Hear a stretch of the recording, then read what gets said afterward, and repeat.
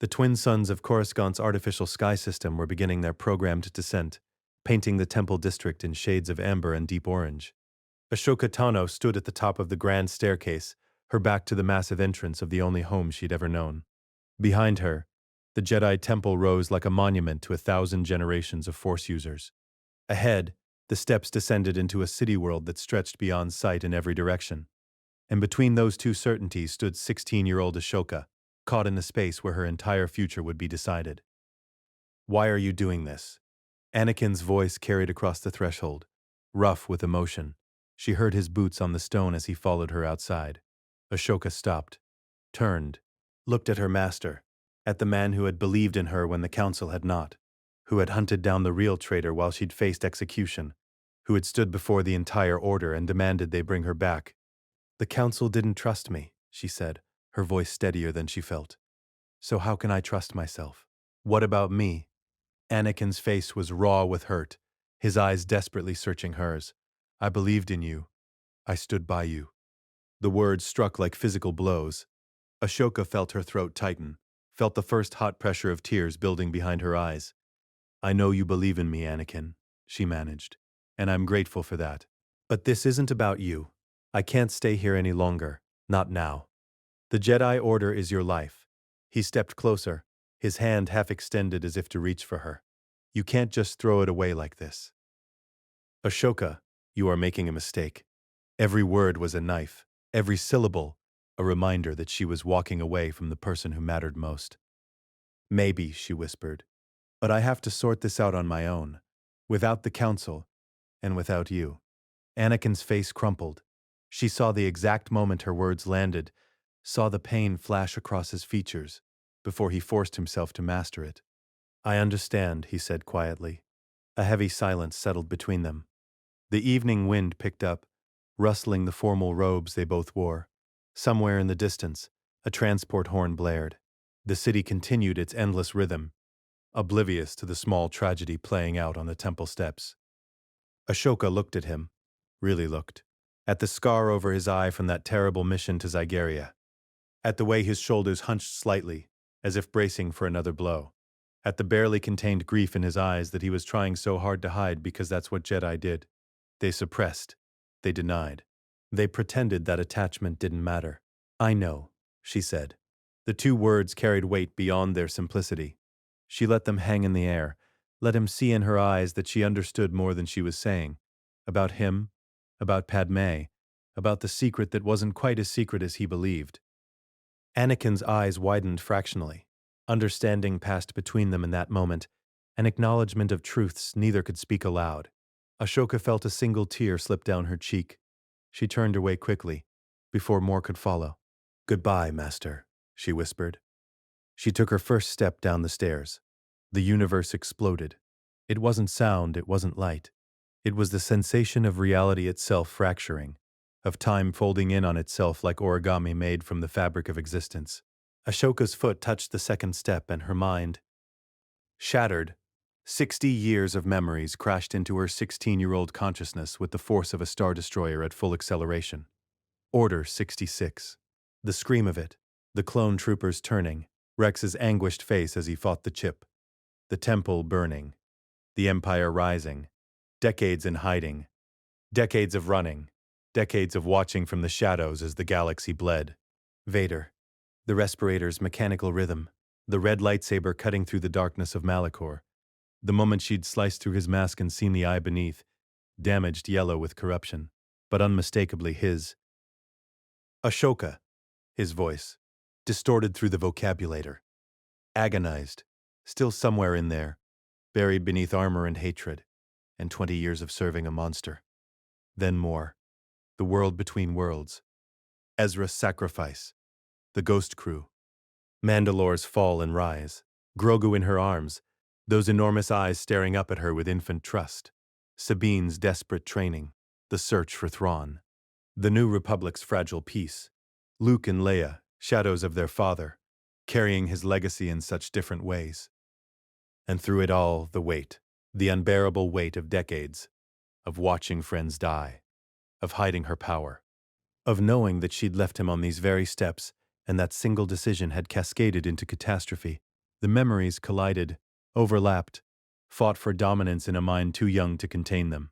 Past and future and present, all existing simultaneously. She was 16 and 62. She was a Padawan and a Grandmaster-level Force wielder. She was naive and ancient, innocent and world-weary. She was dying. No, not dying. Becoming. The Force roared through her like a hurricane, vast and terrible and utterly indifferent to the fragility of flesh. It was rewriting her neural pathways in real time, forcing 60 years of experience into synapses that had only held 16. It burned. Force. How it burned. Ahsoka gasped, stumbled. Her hand shot out and grabbed the stone railing hard enough that her knuckles went white. Time had frozen, or nearly frozen. The whole psychic cataclysm had taken perhaps 2 seconds in the real world. 2 seconds for an entire lifetime to download itself into a body that shouldn't have been able to survive it. But she was Ahsoka Tano. She had survived worse.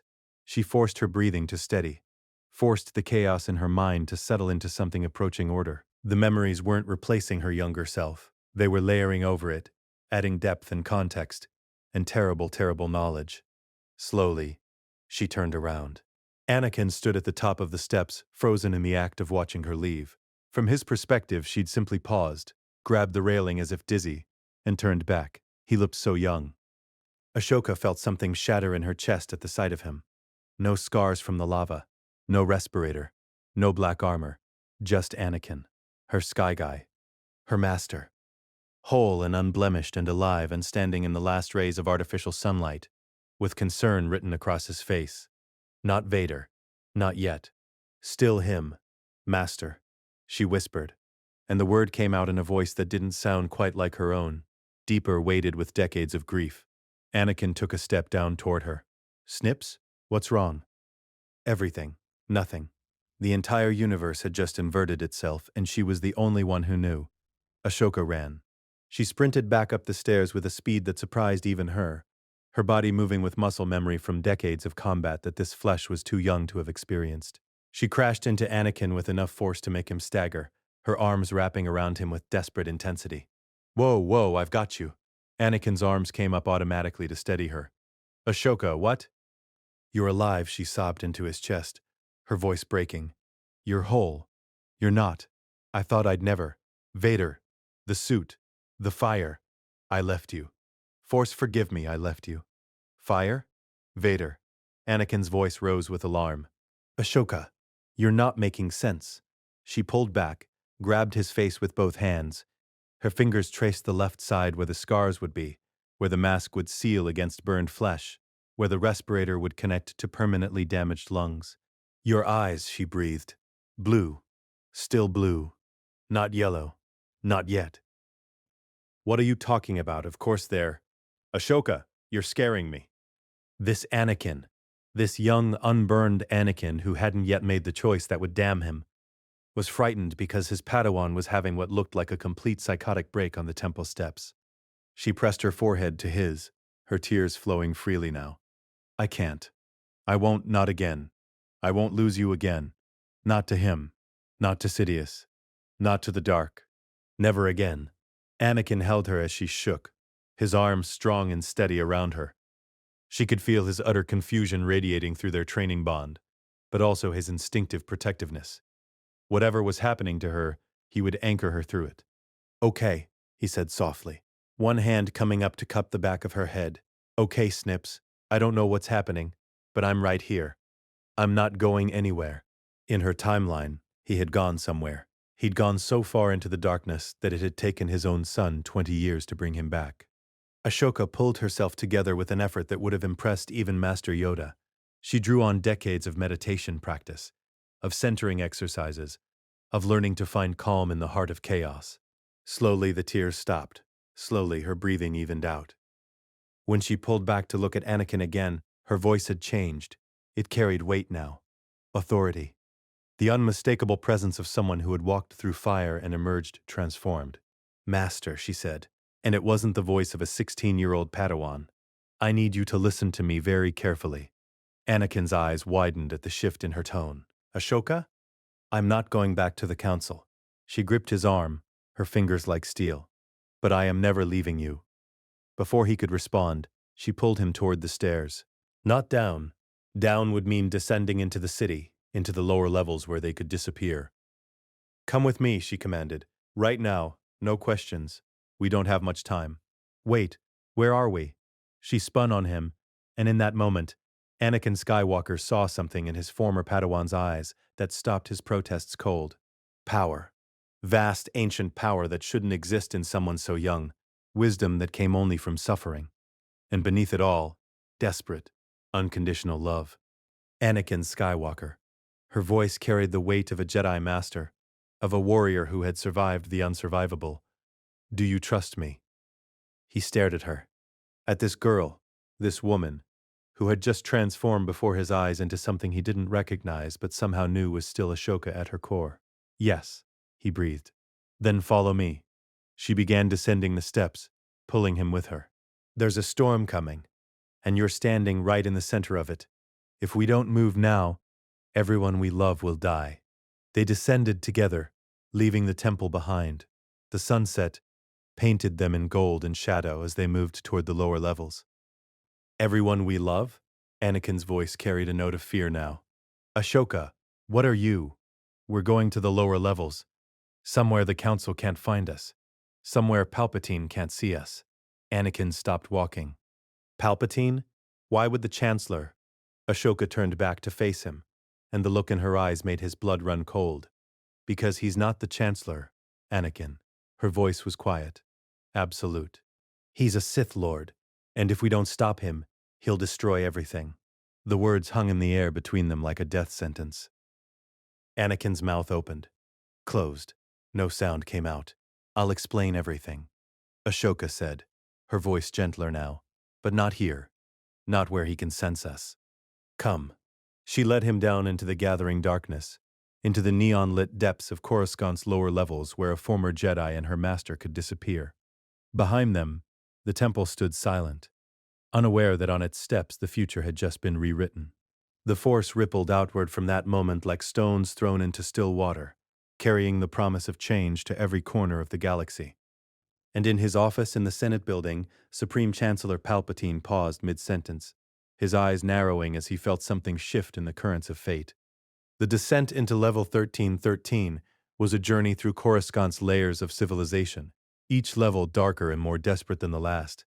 Ahsoka moved through the crowds with practiced ease, pulling Anakin past flickering neon signs advertising pleasures both legal and forbidden, past beings of 100 species hawking stolen goods, past the kind of establishments where Republic law was more suggestion than mandate. Anakin followed, his hand never far from his lightsaber. Ahsoka, I've been to the lower levels before, but never this deep. How do you know where I'm going? She glanced back at him, her blue eyes catching the sickly green glow of a malfunctioning advertisement. I've been here before, or I will be. Time is complicated. She led him down a narrow alley where the walls wept condensation and the air smelled of industrial chemicals and desperation. At the end stood a warehouse, abandoned by the look of it, the kind of place smugglers used between jobs. Ahsoka placed her palm against the access panel. It shouldn't have worked. The biometric scanner should have rejected her. Instead, it beeped acceptance, and the heavy door groaned open. How did you? Anakin started. I programmed it 6 months from now. The access code was my birth date plus your designation number, from when you were a Padawan. She stepped inside. Or it would have been. The Force is being cooperative about temporal paradoxes. The warehouse was exactly as abandoned as it appeared. Empty except for a few crates and a force-dampening generator that hummed to life as Ahsoka activated it with a gesture. Anakin felt the change immediately, the omnipresent background hum of the Force, the million living presences of Coruscant muted to a whisper. Not gone, just shielded. A dampening field? He stared at the device. Where did you get? It doesn't matter. Ahsoka sealed the door behind them and turned to face him. Her shoulders were tight with tension, her montrals rigid. Sit down, Master. This is going to take a while. I'm not sure I want to sit down. You just told me the Supreme Chancellor is a Sith Lord. I think I'd rather stand and get an explanation for. Ahsoka dropped her mental shields. The force presence that exploded outward from her 16-year-old frame was like standing in the path of a tidal wave. Vast, ancient, deep as an ocean and burning with the accumulated power of decades. Anakin staggered backward, his breath catching. His own force sense recoiled from the sheer magnitude of what he was perceiving. This wasn't his Padawan. This was something that rivaled Master Yoda in depth, that carried the weight of experiences no 16-year-old should possess. What? His voice cracked. What are you? I'm Ahsoka Tano. She stood in the center of the warehouse, and even the dim emergency lighting seemed to bend around her. Your Padawan. Your little sister. Your friend. And I am 62 years old. Anakin's legs gave out. He sat heavily on a crate, his eyes never leaving her face. My body is 16, Ahsoka continued, her voice carrying decades of weariness. My soul is not. Something happened on those steps. The Force, the world between worlds, it sent me back. Gave me another chance. Gave us another chance. That's impossible. Is it? She moved closer, her presence still overwhelming. You've seen impossible things, Anakin. You've witnessed prophecies and visions. You felt the future pressing against the present. Why is this impossible? The Force shows us possible futures, but it doesn't let us change the past. That's not how. Dangerous. Explain how I know that you married Padme Amidala 3 years ago in a secret ceremony on Naboo. That you visit her in apartment 3017 of 500 Republica whenever the Council thinks you're meditating. That she's pregnant right now and hasn't told you yet because she's terrified of what it means. Anakin went white. How could you possibly? Because I've lived this, Anakin. Her voice cracked. I've watched it all unfold. I've seen what comes next. And I will not, I cannot, let it happen again. She knelt in front of him, her hands gripping his knees with desperate intensity. Do you remember the story of Darth Plagueis the Wise? Anakin's eyes widened. The Sith legend? The one Chancellor Palpatine told me about during. He stopped. Understanding began to dawn in his eyes. No, you're saying. Chancellor Sheev Palpatine is Darth Sidious, Dark Lord of the Sith. Each word fell like a hammer blow. The master who orchestrated the Clone Wars. The monster who has been grooming you since you were 9 years old. Since Naboo. Since that first chance meeting where he seemed so kind, so understanding, so different from the Jedi Council. That's insane. But Anakin's voice lacked conviction. She could see his mind racing, connecting pieces he'd never wanted to examine too closely. Is it? Ashoka stood, began pacing. Think, Anakin. Really think. How does a politician from Naboo become Supreme Chancellor during a manufactured crisis? How does he always seem to know what you're struggling with before you tell him? How does he keep acquiring emergency powers while claiming he'll give them back once the crisis is over? That doesn't prove. The clone troopers. She spun to face him. Every single one of them has a biochip implanted in their brain, an inhibitor chip programmed with contingency orders. Order 66 is execute the Jedi. When Palpatine gives that command, every clone in the galaxy will turn on their generals and murder them without hesitation. Anakin was shaking his head, but she pressed on. Rex. Your Rex, who would die for you. Cody, who serves Obi-Wan with absolute loyalty. Fives, Force. Fives tried to warn us. He discovered the conspiracy, had his chip removed, tried to tell you. Remember? He was drugged, discredited, killed before anyone would listen. Fives was unstable. The Kaminoans said, the Kaminoans work for Palpatine. Ashoka's voice rose. Don't you see? He's been planning this for decades. The clones were designed to be weapons he could activate when he was ready. The Jedi became generals to make us easier targets. The war itself exists to give him the power to destroy us. She could see him struggling with it, could feel through their bond how desperately he wanted to reject what she was saying. There's more. Her voice dropped to barely above a whisper. Anakin, he knows about Padme. He's always known. And he's going to use your love for her to destroy you. Anakin stood so fast the crate toppled. What are you talking about? He's going to show you visions of her dying in childbirth. Night after night. You'll dream of her death. You'll become so desperate to save her that you'll do anything, to prevent it. And Palpatine will offer you the dark side as the solution. He'll promise you the power to keep her alive. And you're saying you'll kneel before him. The words felt like glass in her throat. You'll accept the name Darth Vader, and then he'll order you to march on the Jedi Temple with the 501st and kill everyone inside. No. Anakin backed away from her. I would never. I could never hurt the younglings. You will. Ashoka's voice broke. You'll cut them down without mercy, because Palpatine will convince you it's the only way to gain the power to save Padme. Masters, knights, Padawans, children, everyone. Stop! Anakin's power flared, and crates crashed against the walls. I don't want to hear this. And then you'll go to Mustafar. Ashoka continued relentlessly, tears streaming down her face. You'll slaughter the Separatist leadership. Padme will follow you there. Obi-Wan will confront you. And in your rage, in your fear and your arrogance and your complete corruption, you'll force choke the woman you love. Anakin's breathing was ragged now. No. No. I would never hurt her. I would die first. You'll burn, Anakin. Ashoka stepped toward him. Obi-Wan will cut you down. Your body will fall into the lava. Palpatine will find what's left, barely alive, more machine than man, and put you in a suit.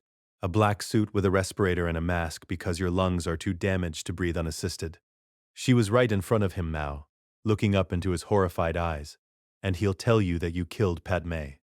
That in your anger you murdered her. You'll scream, and that scream, that howl of pure anguish, will echo across the galaxy as Darth Vader is born and the Empire rises. Anakin's knees buckled. She caught him, held him as he collapsed against her. For 24 years you'll be his weapon, she whispered against his shoulder. The Emperor's enforcer. The galaxy's nightmare. A broken man drowning in the dark side, kept alive by machines and hatred. This can't be. And 15 years after Order 66, I'll find you on Malachor. Her voice was barely audible now. I'll fight you. I'll damage your mask and see your face. Scarred, burned, but still you. And I'll realize that the master I loved is truly gone. I'll leave you there as a Sith temple collapses. I'll walk away from you, one more time. She pulled back, forced him to meet her eyes. I've lived 46 years beyond this moment. I've watched the Empire burn worlds. I've hidden in shadows. I've lost everyone. Rex, Obi-Wan, Yoda. Every Jedi I ever knew, and every single day, I've had to live with knowing that I left you on those temple steps. Anakin was hyperventilating now. Dark side energy began spiraling around him. Raw fear, denial, rage at the future she was describing. No, I won't. I won't become that. I'll die first. Maybe I should just. His hand moved toward his lightsaber. Ashoka's hands shot up, gripping his face with surprising strength. The force presence radiating from her shifted, no longer overwhelming power, but something else, something warm, serene, a light so pure and steady that it cut through his panic like a blade through fog. Breathe with me, Anakin. Her voice carried absolute calm. In and out, in and out. The technique was Grandmaster level, force-assisted meditation that could anchor even the most turbulent mind. She'd learned it from Luke, who'd learned it from Yoda, who'd learned it from masters whose names were lost to time. Anakin gasped, his breathing beginning to sync with hers. That's it, she murmured. Feel my presence. I've walked in the darkness. I've faced demons you can't imagine. I've learned to find peace in the storm. And now I'm going to teach you. She pressed her forehead to his. The force flowed between them, her serenity meeting his chaos, her decades of hard-won balance anchoring his volatile power. You are not going to fall, she said with absolute conviction. Not on my watch. That future is dead. We're writing a new one. Together. Slowly, the dark side energy dissipated. Anakin's breathing evened out. The terror in his eyes faded to something more manageable. I am your anchor, Ashoka whispered. And I'm not letting go. They stayed like that for long moments, Master and Padawan reversed in their roles, the Force binding them with a connection deeper than either had known possible. Finally, Anakin pulled back, his face exhausted but calmer. Who are you? His voice was hoarse. Ashoka smiled sadly. I'm Ahsoka Tano, your Padawan, your little sister. your friend. And in another life I became something more. They called me Fulcrum, Ahsoka the White, the one who walked between worlds and survived when everyone else fell. She stepped back, her presence in the Force still vast but no longer overwhelming. But right now, in this moment, I'm the person who's going to save you from yourself. And together, we're going to save everyone. How? Anakin's voice was small, lost. We're going to do what the Jedi Council never could. She extended her hand. We're going to trust each other completely. No secrets, no dogma. Just two people who love each other, fighting for what's right. Anakin stared at her hand, at this impossible blend of the girl who'd been his Padawan and the ancient warrior she'd become. At the only person in the galaxy who knew his darkest secret and loved him anyway. Slowly, he reached out and took her hand. I'm with you, Snips. Good. Her smile was fierce. Because we have work to do, starting with getting you some white crystals. White crystals? Trust me, Sky Guy. I'm about to show you something that'll change everything you thought you knew about the Force. 2 levels deeper into Coruscant's forgotten underbelly, the air grew thick with moisture from failing environmental systems. Water dripped from corroded pipes overhead, each drop echoing in the industrial cavern like a timer counting down to something inevitable. Ahsoka moved through the darkness with predatory certainty, her mantrals tracking sounds Anakin couldn't hear. He followed close, his senses extended, cataloging threats, a group of Weequay thugs in an alley to their left, a spice den 3 buildings over, the electromagnetic signature of illegal weapons caches hidden in the walls. There's a Sith cultist operating on this level, Ahsoka said without slowing. An Inquisitor in training. One of Palpatine's contingency plans. How do you know he's here? Because in my timeline he becomes the third brother. Survives Order 66. Hunts Jedi for 15 years before I kill him on Rada. She glanced back. Tonight, we're preventing that future. They turned into a condemned factory, its entrance marked with symbols Anakin recognized as warnings in at least 4 criminal languages. Inside, the space opened into a cavernous chamber lit by flickering red glow rods arranged in a circle. 5 figures knelt in the center. At their head stood a Zabrak male, his face marked with ritual scarring, a double-bladed lightsaber spinning lazily in his hands. Red blades carved figure eights through the darkness. Only through passion do we gain strength, the Zabrak intoned. His acolytes repeated the words, through strength, power. Through power, victory. Ahsoka walked through the smoke and debris, her presence in the Force suddenly unleashed. The cultists' chanting died mid-word. His acolytes scrambled backward, their training evaporating in the face of her overwhelming power. Evening, gentlemen. Her voice was conversational, almost pleasant. I'll be taking those crystals now. The Zabrak's lips peeled back in a snarl. Jedi scum! You dare interrupt. Ahsoka raised one hand. The cultist's feet left the floor, his body lifting as if grabbed by an invisible giant. His lightsaber clattered to the ground. Anakin, she said calmly, not taking her eyes off the suspended Zabrak. Would you mind handling the acolytes? Anakin's blue blade ignited with a snap hiss. With pleasure. The other 2 drew vibroblades and attacked with the desperation of people who knew they were outmatched, but had no other options. Anakin disarmed the first with a precise slash that sent the vibroblade spinning away. The second received a force push that deposited him gently but firmly against the far wall. Neither injury was permanent. Neither would forget this encounter. 6 seconds. The entire engagement took 6 seconds. Done, Anakin reported. Good. Ahsoka walked forward, still holding the Zabrak aloft with casual ease. Now, you've been a very naughty boy. Bleeding crystals that don't belong to you. Corrupting innocence. Serving a Sith Lord you'll never meet because he considers you too useful dead than alive. The cultist's face had gone from rage to fear. How do you know about? Who are you? I'm someone who's seen your future. All of it. The Purge. The Inquisitorius. The hunts. The moment when Vader decides you're expendable and cuts you down because you failed one too many times. She tilted her head. Would you like to know how you die? Begging? On your knees? Promising you can do better. The Zabrak's eyes widened with genuine terror. Drop the lightsaber, Ahsoka commanded. His fingers spasmed open. The weapon fell. She caught it with the Force, guiding it to her free hand. Thank you. She released him. He collapsed to the floor, gasping. She turned to his fleeing acolytes. This path leads only to death and suffering. Go home. Find honest work. If I see any of you practicing darkside rituals again, I won't be this merciful. They fled. Ashoka deactivated the double-bladed weapon and began disassembling it with practiced efficiency. The curved hilt split in her hands, revealing 2 pulsing red kyber crystals. Anakin moved to her side, staring at the stones. They're screaming. You can hear it? She looked at him with something like pride. Most Jedi can't. They're crying out in pain. The bleeding process traumatizes them, twists them, forces them to channel anger and hatred instead of peace. Can they be healed? Watch. Ashoka settled cross-legged on the floor, holding both crystals in her upturned palms. This might take a while. Don't interrupt me, no matter what you see or hear.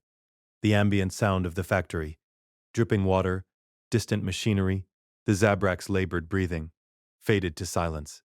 The force gathered around her like a storm building pressure before it broke. Anakin felt the shift immediately. His former Padawan's presence, already vast, began to deepen. Expand. It was like watching a star go supernova in slow motion, all that power focused down to 2 small points of screaming red light. Then he saw it. Felt it. The ritual was visible through the force-like heat shimmer in the desert. Ashoka's consciousness had entered the crystals. Through their bond, damaged when she left the Order, but now blazing back to life with impossible strength. Anakin caught fragmentary impressions of what she was experiencing. A young Zabrak, different from the cultist. This one barely 13, abandoned by parents who couldn't afford another mouth to feed, sleeping in alleys, stealing to survive. The day he discovered he could move things with his mind, the hope that maybe, finally, he was special.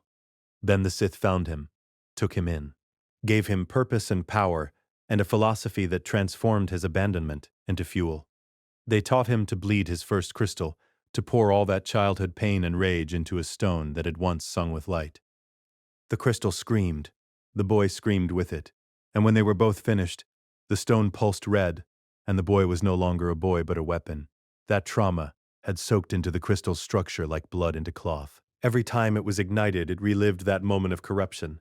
Ashoka's consciousness wrapped around that screaming, traumatized stone with infinite gentleness. She understood. Force help her, she understood. Hadn't she been abandoned too? Left by the Council when they should have protected her? Hadn't she channeled her own pain into power? But there was another way. She poured her serenity into the crystal, her hard-won peace, her absolute certainty that redemption was always possible, that nothing was so broken it couldn't be healed, that love was stronger than hate if you had the courage to choose it. The crystal fought her, projected visions of loss and betrayal, showed her Vader cutting down younglings, showed her Rex trying to kill her, showed her every friend she'd ever lost. She'd already lived through worse. She'd walked on Malachor where the dark side was so concentrated it could drive Jedi mad. She'd faced Vader himself and survived. She'd spent 46 years learning to find light in the darkest places. This darkness couldn't touch her. The crystal's resistance crumbled. The screaming faded to a whimper, then to silence. And in that silence, something new emerged. A song, pure and clear. The crystal's original voice, uncorrupted by pain. The red began to fade. Pink blossomed through the crimson like dawn breaking. Then white, pure, brilliant white. Anakin watched in awe as both crystals transformed in Ashoka's hands, their malevolent glow replaced by something that seemed to shine with inner light. Ashoka's eyes opened. For a moment, they glowed faintly with residual power. Then the effect faded, leaving only her normal blue gaze. She stood, holding the purified crystals. It is done. Anakin found his voice. Ashoka, I've never seen anything like that. What you just did, Kyber crystal purification. She examined the white stones with satisfaction, a technique lost to most of the Order. The Jedi forgot it when they became soldiers instead of healers. You took something the dark side corrupted and healed it completely. Do you understand what that means? Anakin stepped closer. If you can purify crystals, if you can reverse corruption, then anything can be redeemed. She met his eyes. Even Darth Vader. Because Darth Vader doesn't exist yet. And he never will. The promise hung between them, weighted with hope and determination. Ashoka knelt beside the discarded lightsaber hilt, studying its construction. These won't work. Too crude. I need proper parts. Operates out of, how did you know about the parts dealer? Because I bought from him in 6 months to build a communications relay. Ashoka smiled slightly. Time travel has its advantages. Come on. An hour later, they returned to the warehouse with components that shouldn't have been available to civilians: focusing lenses, power cells, emitters that most Jedi took months to acquire through official channels. Ashoka spread the parts across a cleared workspace, the two white crystals placed reverently at the center. Her hands moved with absolute certainty, assembling the weapons from muscle memory that her young body shouldn't possess. Curved hilts took shape. She'd always preferred them. The ergonomics allowed for better control and her favored fighting style. Shorter than standard lightsabers, designed to be wielded in reverse grip or conventional hold with equal facility. Anakin watched in fascination as she worked. Where did you learn to build like that? From you. From Obi-Wan. From 50 years of maintaining my own weapons because there was no Jedi Order to requisition parts from. She aligned the focusing crystal arrays. After Order 66, we survivors had to learn everything ourselves. How many survived? Her hands stilled. Fewer than 100. Out of 10,000. Obi-Wan. Yoda. Some younglings who went into hiding. Me. She resumed working. Most were hunted down within the first year. The Empire was very efficient. The words fell into silence. Anakin felt cold despite the warehouse's stagnant air. Ashoka connected the final components.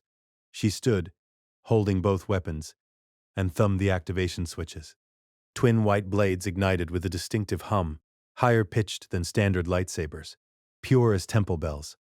The light they cast was unlike anything Anakin had ever seen. Not the aggressive red of the Sith, not even the peaceful blue or green of Jedi weapons. Something else entirely, neutral, balanced. Neither light nor dark, but walking the line between both. White, Anakin breathed. Like purity, like a clean slate. Ashoka spun the blades experimentally, her body falling into combat forms that were simultaneously familiar and alien. These are the weapons of someone who walks their own path. Not Jedi, not Sith. Just Ashoka. She deactivated them, clipping both to her belt where her Padawan lightsabers had once hung. You're terrifying, Anakin said quietly. And I mean that as the highest compliment. Good. Because we're going to need terrifying. She turned to face him fully. Tomorrow we infiltrate Kamino. We're going to delete Order 66 from the clone army's programming before Palpatine can activate it. That's impossible. The Kaminoan facilities are protected by security systems I helped design in my timeline when the Empire took over the cloning operations. She smiled at his shocked expression. I know every access code, every patrol route, every vulnerability. We're going in, we're removing the chips, and we're doing it before Palpatine realizes what's happening. This is insane. This is necessary. Rex deserves to make his own choices. They all do. She moved to the warehouse door. But first, we need to see Padme. You need to tell her the truth. All of it. Ashoka. No secrets, Anakin. That's how he wins. Palpatine uses your fear of exposure against you, so we take that weapon away. We tell Padme everything. We anchor you in the present instead of fear of the future, and we make sure you don't have to carry this alone. You don't have to be the chosen one anymore. You just have to be Anakin. Husband, father, friend. Let that be enough. Anakin stared at her, at this impossible fusion of his Padawan and someone infinitely older and wiser. At the only person who knew all his secrets and loved him anyway. Okay, he said quietly. Okay. We tell Padme. Good. Ashoka opened the door to the neon-soaked night. Because she's going to need to know. The twins deserve to grow up with both parents. And in this timeline, they're going to get exactly that. They stepped out into level 1313 together. The white lightsabers at Ashoka's belt, catching the light of 1,000 advertisements, casting shadows that danced with promise rather than threat. Behind them, the Zabrak cultist watched them go, his hands pressed against his chest where his hearts were still racing. He'd seen his future in the Togruta's eyes, seen his death at Vader's hands. He stood slowly, looked at his abandoned lightsaber hilt, and made a choice. The dark side would have to find another servant. Rain hammered against the stolen transport's viewport like bullets. each drop exploding on contact with the transparasteel. Beyond the storm, Kamino's endless ocean heaved and churned, its surface invisible beneath sheets of water that had been falling for geological ages. Ashoka piloted them through the tempest with casual precision, her hands dancing across controls as if she'd made this approach 1,000 times. Beside her, Anakin monitored the sensor suite, watching for patrol ships or automated defense platforms. "We're coming in too steep," he said, eyeing the descent angle. "The flight computers are going to flag us as a medical supply transport from Coruscant making an emergency landing due to nav system failure." Ashoka adjusted their trajectory with minute precision. "I already transmitted the authorization codes. They're expecting us." "How did you get Imperial authorization codes?" "These aren't Imperial. Not yet. These are the codes the Kaminoans use for legitimate Republic shipments." She glanced at him. "I memorized them when I helped evacuate the last batch of clone cadets before the Empire completely took over the facility. 2 years from now. Or never, depending on how tonight goes." The transport broke through the cloud layer. Tipoca City rose from the ocean like a crown of gleaming white spires, each tower connected to the next by enclosed walkways that defied the storm's fury. Landing platforms extended from the main structure, their guidance lights cutting through the darkness. They touched down on a peripheral platform, one designated for supply transports, far from the main military hangars where Republic cruisers docked. The landing struts absorbed the impact with hydraulic hisses. "Technician uniforms are in the aft compartment," Ashoka said, already unbuckling. "Gray coveralls with medical division insignia. We're here to run diagnostics on the cloning computers. Routine maintenance." Anakin found the uniforms exactly where she'd said. They fit perfectly. "You planned this entire operation. I've had 46 years to think about what I'd do differently." She pulled her white lightsabers from her belt, looked at them for a long moment, then reluctantly stowed them in a hidden compartment beneath her seat. "Can't exactly walk through a military facility armed. You too." Anakin hesitated, his hand on his lightsaber. "If something goes wrong, then we use the Force. We're still Jedi, Anakin. We're just Jedi pretending to be technicians." She sealed the compartment. "Besides, if we need to fight our way out of Kamino, the mission's already failed." They stepped into the rain. It was warm, almost body temperature, and carried the salt-electric smell of Kamino's alien ocean. The platform's entrance cycled open automatically, admitting them to a sterile white corridor that could have been anywhere in the facility. A protocol droid waited inside, its photoreceptors glowing a soft blue. "Welcome to Tipoca City. Please present your identification." Ashoka handed over a data card that Anakin was certain hadn't existed 5 minutes ago. The droid scanned it, compared the results to its internal database, and somehow found everything in order. "Medical Division Technicians.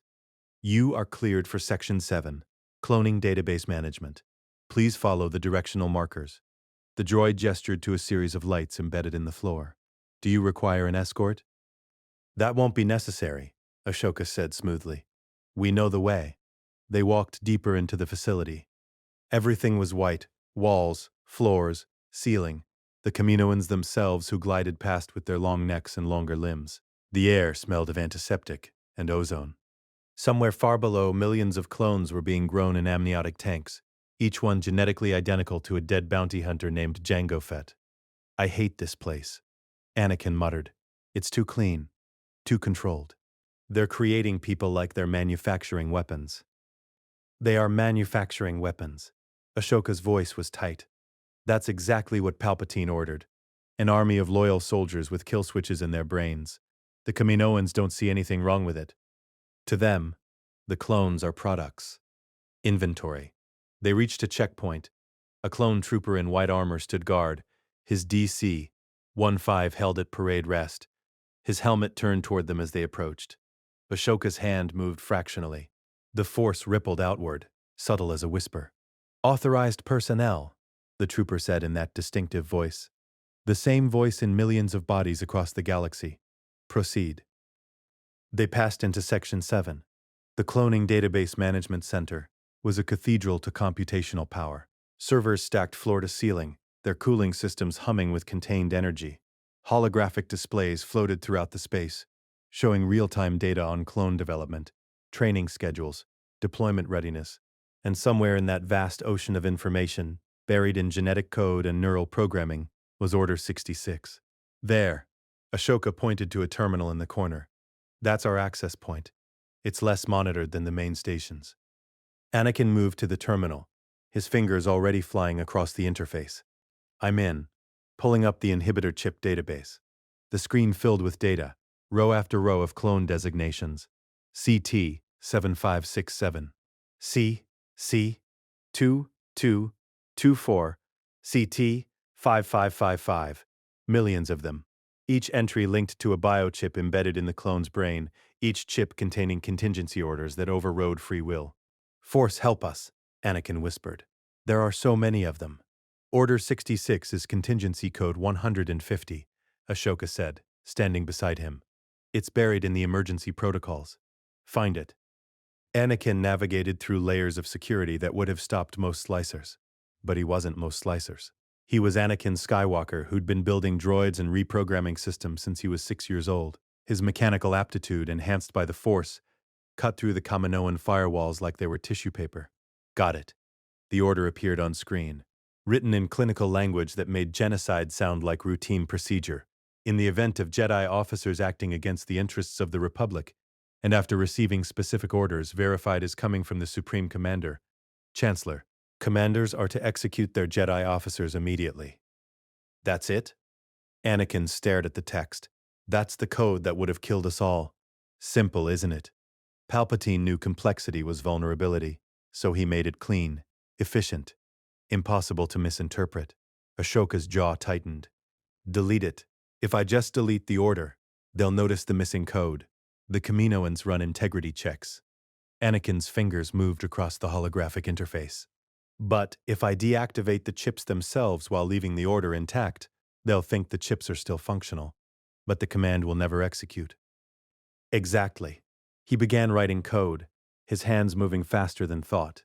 I'm initiating a silent firmware update disguised as a routine medical scan. It'll deactivate every chip without triggering any alarms. The clones won't even know it's happening. How long? To propagate galaxy-wide? Anakin checked the deployment timeline. 6 hours? Maybe 7. Every clone in active service, in training, even the cadets still in their growth tanks. Ashoka placed her hand on his shoulder. Do it. Anakin's finger hovered over the confirmation command. This was it. This was the moment that would save millions of lives. That would preserve the Jedi Order. That would deny Palpatine his perfectly orchestrated genocide. He pressed the button. The system accepted the command with a soft chime. Across the galaxy, in ships and bases and barracks, the update began transmitting. Invisible, silent, saving lives that would never know they'd been in danger.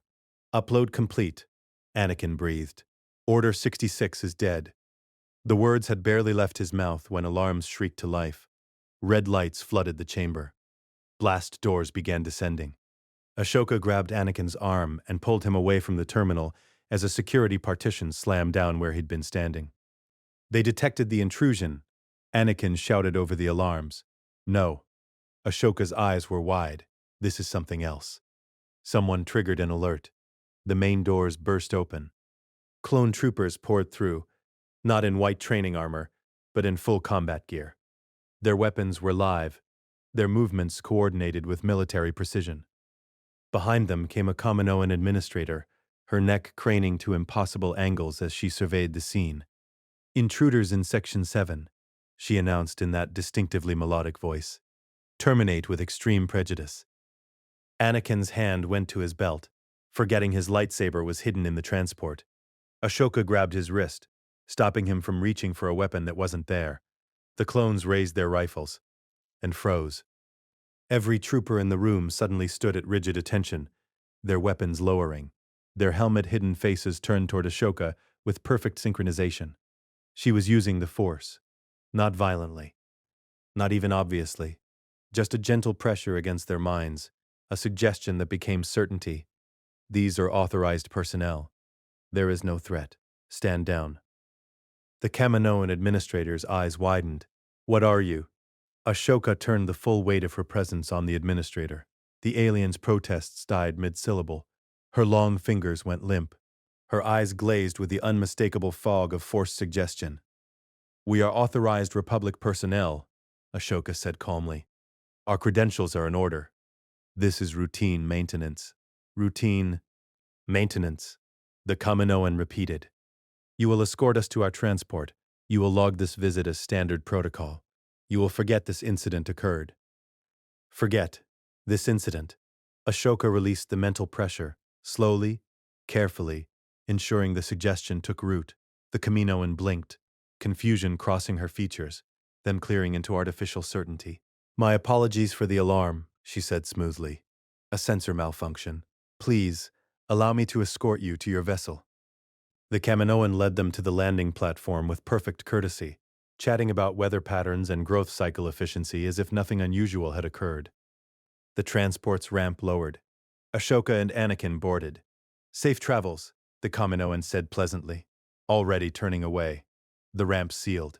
Ashoka collapsed into the pilot's seat, her hands shaking.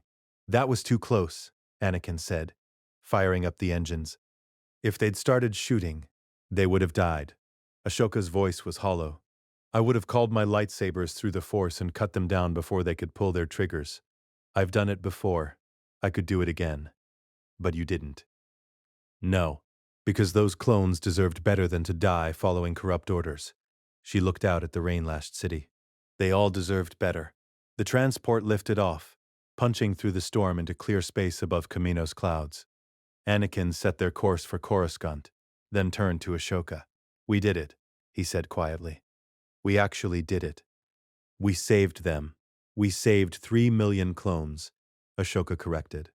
"Now we need to save one senator, Padme. She needs to know, Anakin.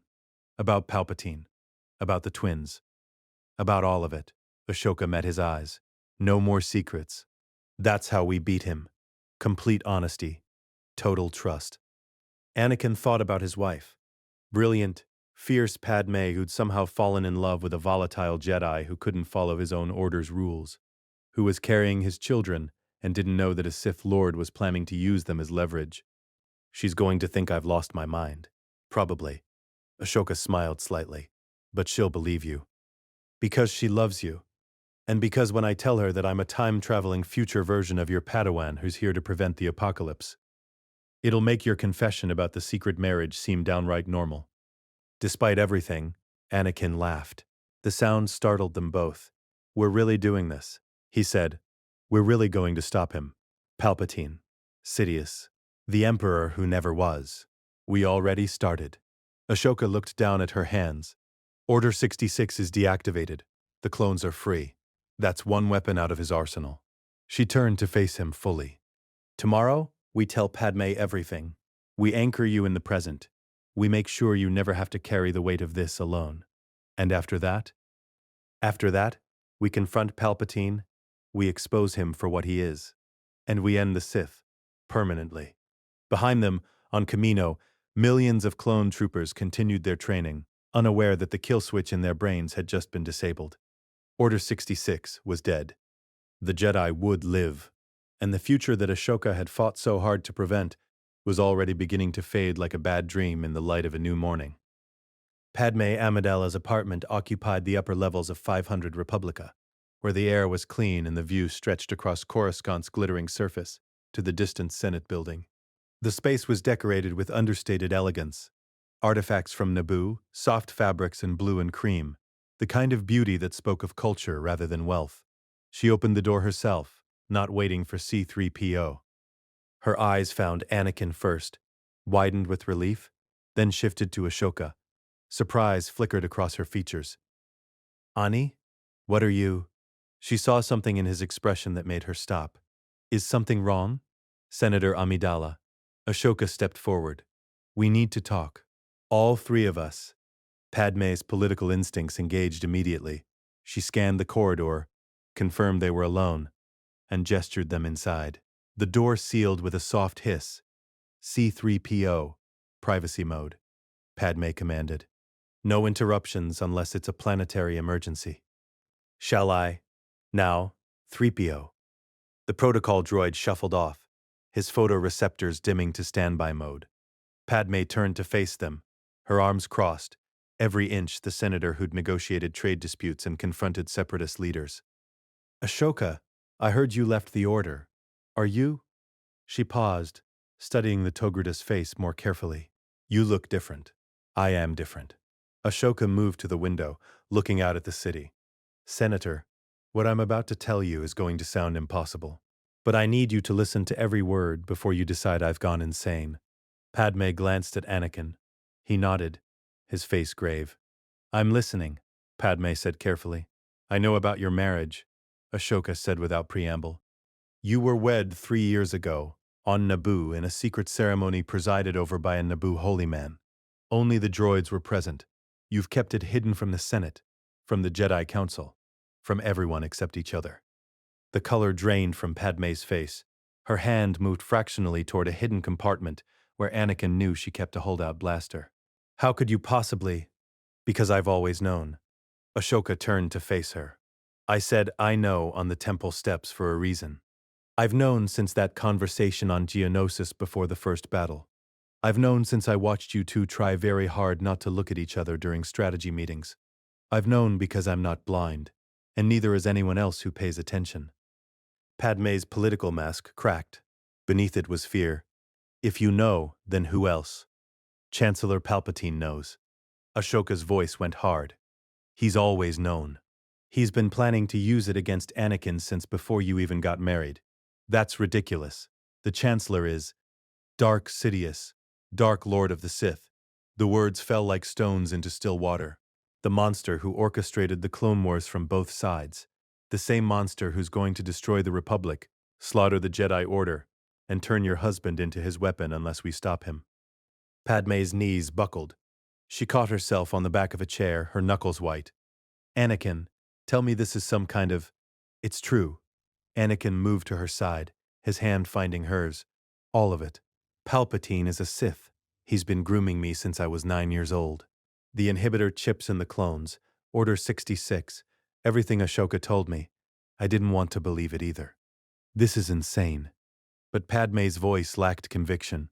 Anakin could see her mind working, connecting dots she'd never wanted to examine. How do you know this? What evidence? I've lived it. Ashoka stepped closer. Senator, do you believe in the Force? I've seen what Anakin can do. What you can do. Yes, I believe. 3 days ago, I walked down the temple steps ready to leave the Jedi Order forever. And in that moment, 60 years of memories from another timeline crashed into my 16-year-old mind. I've lived through the next 46 years. I've watched the Empire rise. I've seen what Anakin becomes. I watched you die, Senator, in childbirth, giving birth to twins, a boy and a girl. You died because Anakin became so desperate to save you that he made a deal with Palpatine. He fell to the dark side trying to prevent your death, and in his rage, he caused it. Padme's free hand moved to her stomach. The gesture was unconscious. Protective. Ashoka saw it. You already know, don't you? That you're pregnant. Tears welled in Padme's eyes. I took the test yesterday. I haven't told anyone. Not even Anakin. Anakin's breath caught. Padme, I was going to tell you tonight. Her voice broke. I was terrified and thrilled, and I had no idea how we were going to hide this from the Council, but I was going to tell you. Ashoka stood, her voice gentle now. You're carrying twins. A boy and a girl. Luke and Leia. In my timeline, they grew up separated, hidden from their father. From each other, they became heroes who saved the galaxy from the empire their father helped create. But in this timeline, Padme whispered, what happens to them? They grow up with both parents, in a free galaxy, because we're going to stop Palpatine before he can activate Order 66, before he can manipulate Anakin. Before any of it happens, Padme looked at Anakin, searching his face. You believe her? I've seen her power, Padme. What she can do with the Force, it's Grandmaster level.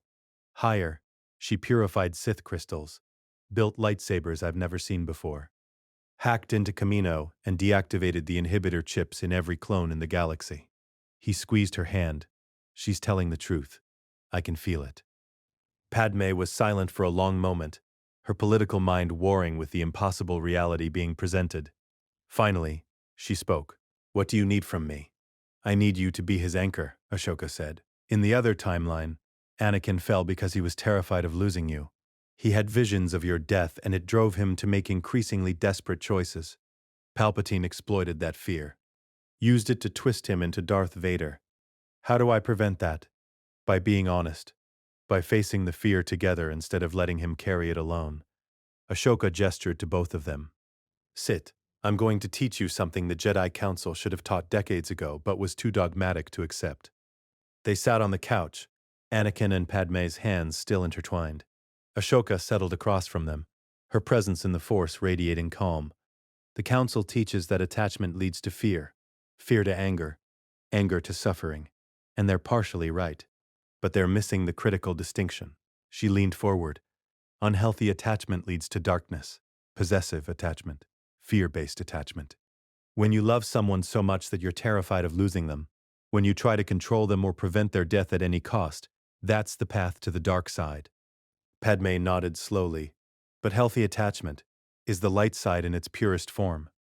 When you love someone freely, without trying to possess or control them, when you accept that all things end but choose to love anyway. That's what the Jedi forgot. That's what Anakin needs to learn. Ahsoka looked at Anakin.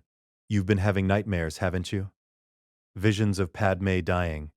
He went rigid. How did you? Because you had them in the other timeline too. Palpatine was sending them, using the Force to implant visions in your mind while you slept, making you believe they were prophetic instead of manufactured. He can do that? Padme's face paled.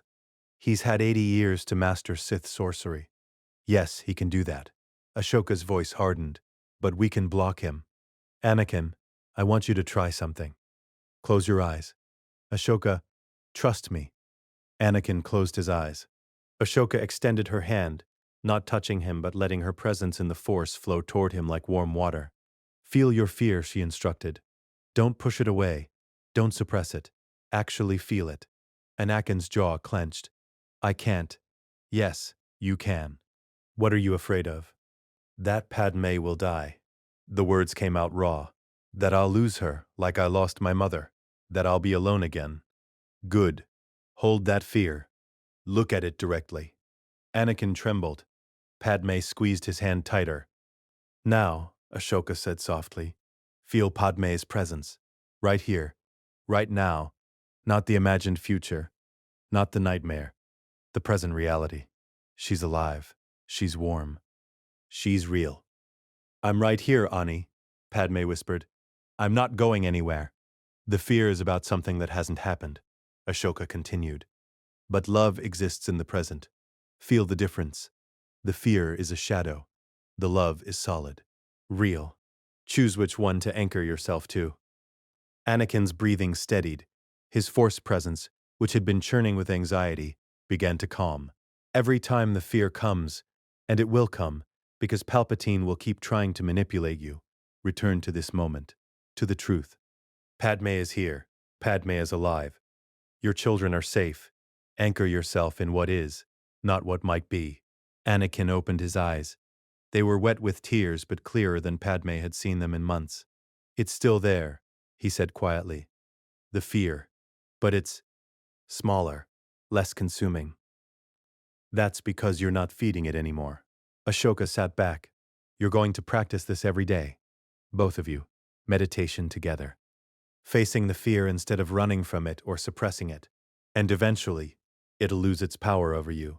Padme spoke, her voice trembling but determined. Ashoka, you said in the other timeline, I lost the will to live. That I gave up. Yes. That won't happen this time. No? Padme stood, her hand still on her stomach, her face transformed by fierce maternal protection. No. Because I'm not some fragile doll who collapses when things get difficult. I'm a senator of the Republic. I've survived assassination attempts. I've faced down Sith lords and separatist leaders and corrupt politicians. She looked down at Anakin with absolute conviction. And I'm carrying children who deserve to see the galaxy I've been fighting for. I'm not giving up. Not on them. Not on Anakin. Not ever. Ashoka smiled, the first genuine smile since she'd returned from the future. There she is. That's the Padme Amidala who became a symbol of resistance. Who inspired millions. Who raised two of the greatest heroes the galaxy ever knew? In the other timeline, Padme said carefully, what happened to Luke and Leia after I died?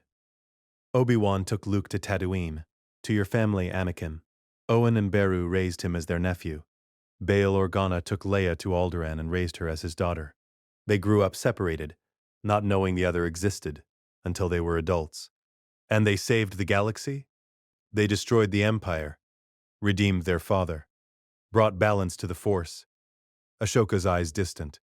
Luke became a Jedi Knight. Leia became a general and a senator. They were extraordinary. Padme looked at Anakin. We're going to raise them together, both of them. No separation, no hiding. When this is over, when Palpatine is exposed, we're going public with our marriage. The Council will expel me, Anakin said. Then let them. You said Ashoka walks her own path now, neither Jedi nor Sith. Maybe that's what you need too. Maybe we all need to stop letting ancient orders dictate how we love. Ashoka stood. The Council is going to change. They'll have to. After we expose Palpatine, after Order 66 fails, they'll realize their old ways nearly destroyed them. Master Yoda is wise enough to learn from failure. And if he's not, then we build something new. A new order. One that allows love and family. One that serves the light without denying basic humanoid needs. Ashoka moved toward the door. But first, we have to survive. Palpatine knows something's wrong by now. The Kamino intrusion. Our disappearance. He's going to move up his timeline. Anakin stood, his arm around Padme. What do? We go to the Council. Tomorrow morning, we present everything we know. We force them to listen. Ashoka's voice hardened. And we prepare for war. Because when Palpatine realizes his plan is falling apart, he's going to strike. Hard. Will the Council believe us? Padme asked. Master Yoda will. He's already suspicious. I could feel it when I left. He sensed something wrong with my Force presence. Ashoka smiled grimly. And when a 16-year-old Padawan demonstrates Grandmaster-level abilities, even the most skeptical council member has to admit something extraordinary is happening. She looked at both of them. These two people she loved, who in another timeline had been destroyed by manipulation and fear. Get some sleep. Both of you. Tomorrow, we change everything. Ashoka left them there, standing together in the apartment, their future uncertain but no longer alone. As she walked through Coruscant's upper levels toward the transport station, she felt the Force rippling around her. The timeline was shifting, solidifying into something new, something better. Order 66 was dead. The clones were free.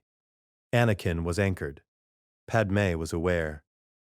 Now came the hardest part, confronting Palpatine himself. And Ahsoka Tano, who had faced Darth Vader and survived, who had walked between worlds and returned, who carried 62 years of experience in a 16-year-old body, allowed herself a moment of grim satisfaction. The Emperor had no idea what was coming for him, and by the time he figured it out, it would be far too late. The Jedi Temple meditation gardens occupied a quiet corner of the complex, where the carefully cultivated vegetation provided shelter from Coruscant's urban chaos. Water trickled through artificial streams. The air carried the scent of Ithorian orchids and Alderanian fern moss. Ashoka found them waiting on the central bridge, Master Yoda and Obi-Wan Kenobi, both standing with the patience of people who'd known exactly where she would go. Expected you here, I did, Yoda said, his ears rotating toward her. Interesting choice of meeting place this is. The gardens are shielded from electronic surveillance. Ashoka replied, stopping at the bridge's far end. And the Force flows more clearly here. Less interference from the Senate building. Obi-Wan's hand rested casually near his lightsaber. Anakin sent word that you wanted to speak with us. Privately. Urgently. He seemed different, calmer than I've seen him in years. That's because I taught him how to anchor himself properly. Ashoka met Obi-Wan's gaze without flinching, something the Council should have done a decade ago instead of just telling him to suppress his emotions. Strong accusations you make, Yoda said. His ancient eyes studied her with uncomfortable intensity. Changed you have. In 3 days, impossible change. Unless, he tilted his head. 3 days in this timeline. But how long for you? 62 years. Ashoka dropped her mental shields completely. The force presence that emanated from her crashed over the garden like a tidal wave. Obi-Wan staggered, catching himself on the bridge railing. Even Yoda's ears flattened against his skull as he weathered the psychic impact. This wasn't the bright, eager Padawan they remembered. This was something vast. Ancient, carrying the accumulated weight of decades of survival, combat, loss, and hard-won wisdom. Her presence rivaled Yoda's own depth, pressing against their force senses with the inevitability of gravity. Obi-Wan's voice came out hoarse. That's impossible. You're 16 years old. My soul has lived through the Clone Wars, Order 66, the Empire's rise and fall, the New Republic, and events you don't have names for yet. Ahsoka walked forward, her boots clicking on the bridge's stone. The Force sent me back, gave me another chance, gave all of us another chance. Yoda's eyes narrowed to slits. The world between worlds. Touched it, you have. I've done more than touch it, Master Yoda. I've walked through it. Been pulled through time by a Padawan I haven't met yet, won't meet for years, who saved my life by reaching across decades. She stopped in front of them. Ezra Bridger. Remember that name. You're going to need it. This is madness, Obi-Wan said, but his voice lacked conviction. Time travel. Future knowledge. These things don't. Obi-Wan Kenobi, you once told me that many of the truths we cling to depend greatly on our own point of view. Ashoka's eyes were sad. You told me that moments before you died. On Tatooine. After watching over Luke Skywalker for 19 years. After the Empire had hunted us nearly to extinction. Obi-Wan went very pale. Luke Skywalker. Anakin and Padme's son. One of twins. Born in the other timeline after his mother died in childbirth and his father fell to the dark side. Ashoka's voice was clinical now, delivering information like a battlefield report. You took Luke to Tatooine. To Owen and Beru Lars. Bail Organa took Leia to Alderaan. They grew up separated until they were adults. Anakin and Padme, Obi-Wan's voice was barely a whisper. They're married. For 3 years. You've known, Master Kenobi. You've always known. You just chose not to acknowledge it because doing so would force you to choose between your friendship with Anakin and your loyalty to the Code. Obi-Wan's shoulders sagged. Yes, I've suspected. The way he looks at her. The late-night absences. But I couldn't. You couldn't violate his privacy.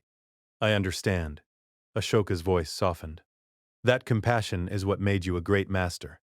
But it's also what allowed Palpatine's manipulation to continue unchecked. Yoda struck his gimmer stick against the bridge. Palpatine. Again and again this name. Accuse the Supreme Chancellor you do. Of what? Of being Darth Sidious, Dark Lord of the Sith. Of orchestrating the Clone Wars from both sides.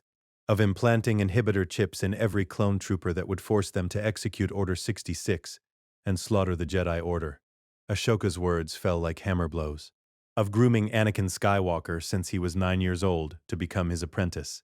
Darth Vader. That's quite an accusation, Obi-Wan said finally. Based on what evidence? Based on having lived through it. Ashoka pulled a data card from her belt. But since you need more than my word, here. Communications between Palpatine and Count Dooku. Encrypted. Using Sith holocron frequencies. Anakin and I intercepted them 2 days ago. Obi-Wan took the card, turned it over in his hands. How did you know to look for these transmissions? Because I've already lived through this war. I know every major battle, every turning point, every manipulation. She looked between them. The invasion of Naboo wasn't random. Palpatine orchestrated it to create a crisis that would elevate him to Chancellor. The clone army wasn't a lucky discovery. He commissioned it through Dooku, years before anyone knew we'd need it. The separatist movement wasn't organic. It's controlled opposition. Yoda closed his eyes. Blind we have been. So focused on fighting the war, we forgot to question why the war exists. The Sith have spent 1,000 years planning their return, Ashoka said. Palpatine is their masterwork. A Sith Lord hiding in plain sight, accumulating emergency powers while we're too busy fighting his manufactured war to notice he's dismantling the Republic from within. Obi-Wan's hand tightened around the data card.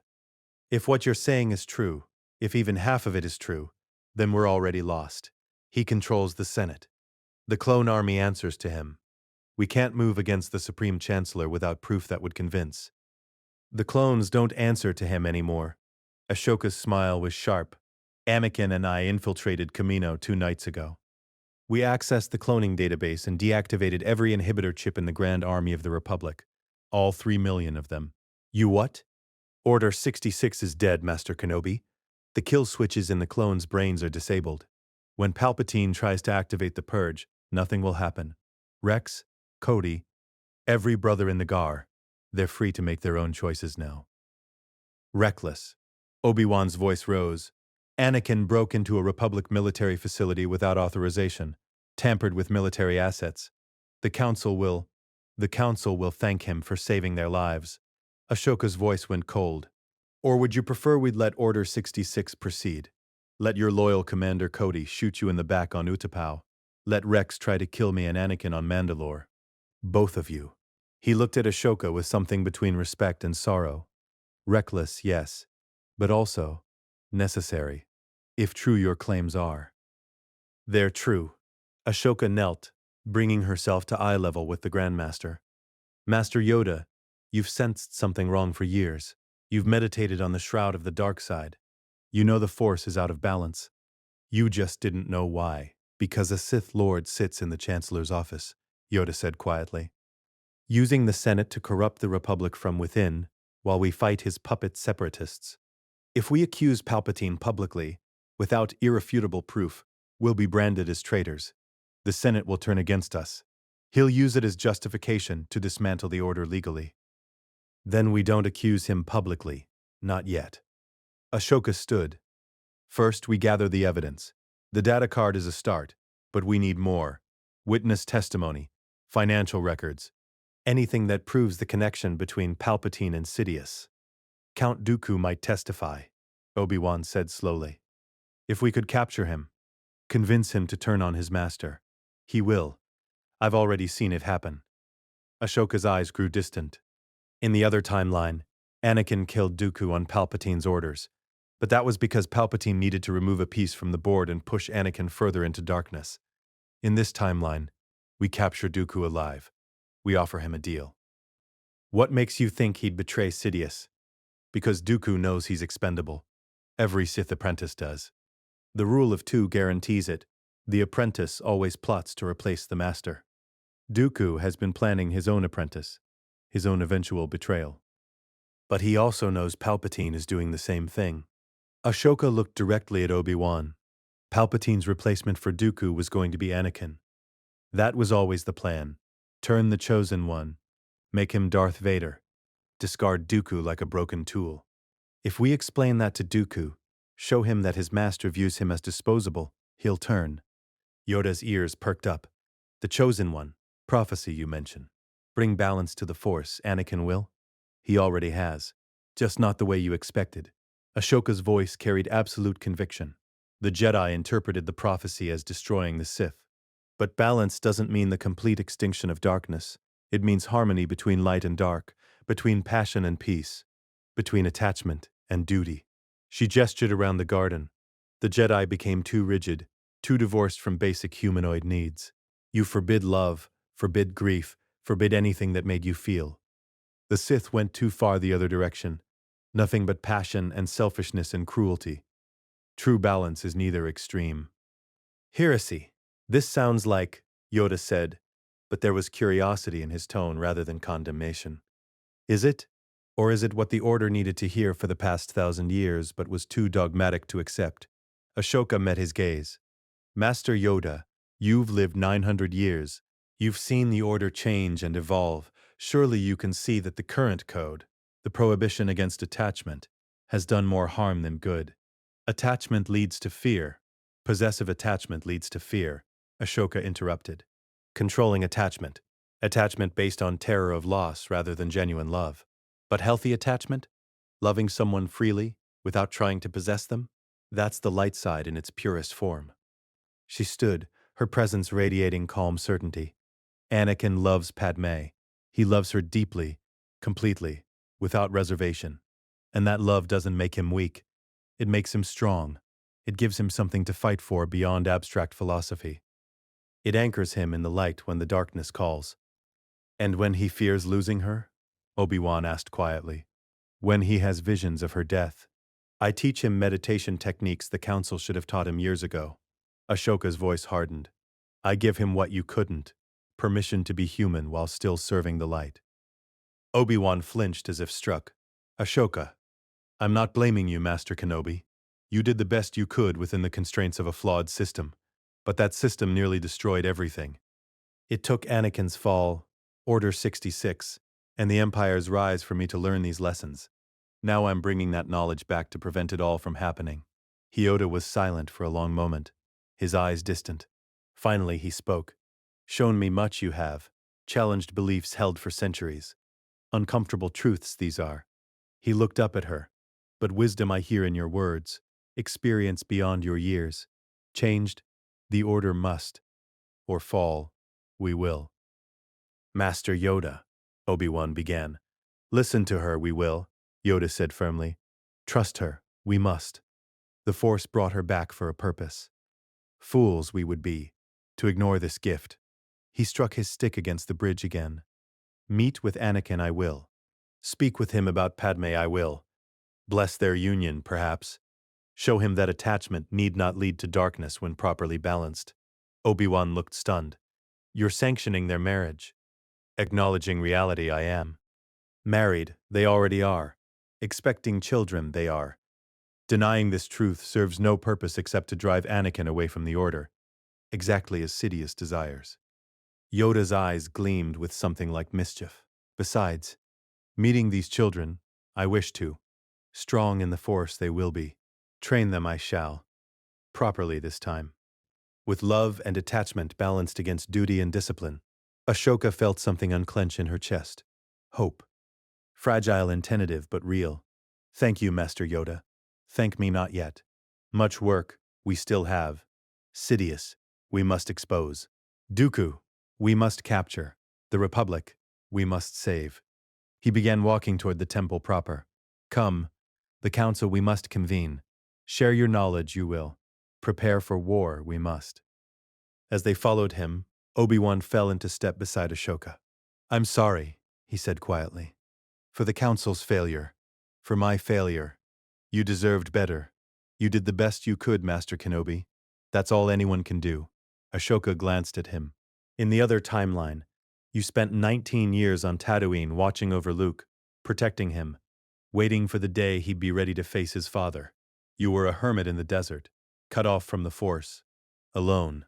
That sounds terrible. It was. But you did it anyway, because that's who you are, someone who sacrifices everything for duty. She smiled slightly. In this timeline, you won't have to. Luke and Leia will grow up with their parents, with the Order, with you as their eccentric Uncle Obi-Wan who tells embarrassing stories about their father. Obi-Wan's eyes grew suspiciously bright. I think I'd like that very much. They entered the temple together, a Grand Master, a general, and a time-displaced warrior who carried the future in her memories. The council would convene. The evidence would be presented. The war against Sidious would begin in earnest. And somewhere in the Senate building, Supreme Chancellor Palpatine felt the Force ripple with change and began to suspect that his carefully laid plans were unraveling faster than he could compensate. The game was entering its endgame, and this time, the Jedi were playing to win. The Senate office building stood against Coruscant's evening sky like a monument to bureaucratic power. Inside, Supreme Chancellor Sheev Palpatine sat at his desk, reviewing reports with the practiced attention of a politician who'd spent decades perfecting the appearance of diligent service. His fingers paused over a datapad. His eyes, so carefully maintained in their grandfatherly warmth, narrowed fractionally.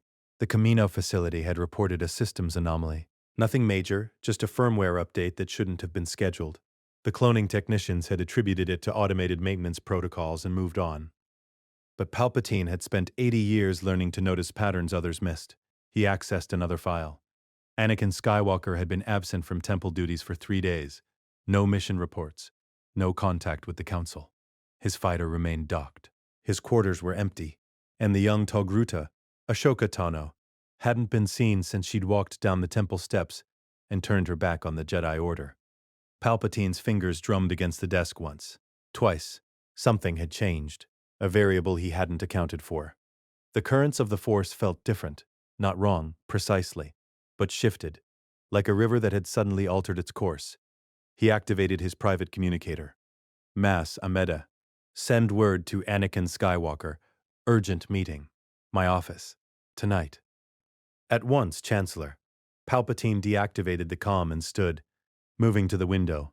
The city stretched endlessly in every direction, billions of lives going about their business, completely unaware that their future was being decided by invisible hands. His future, his empire, his destiny. If young Skywalker was being influenced by his former Padawan, if the girl had somehow discovered something about the grand design, adjustments would need to be made. Perhaps it was time to accelerate the timeline. Dooku was nearly expendable anyway. The clones were ready. The Separatist leadership could be eliminated whenever convenient.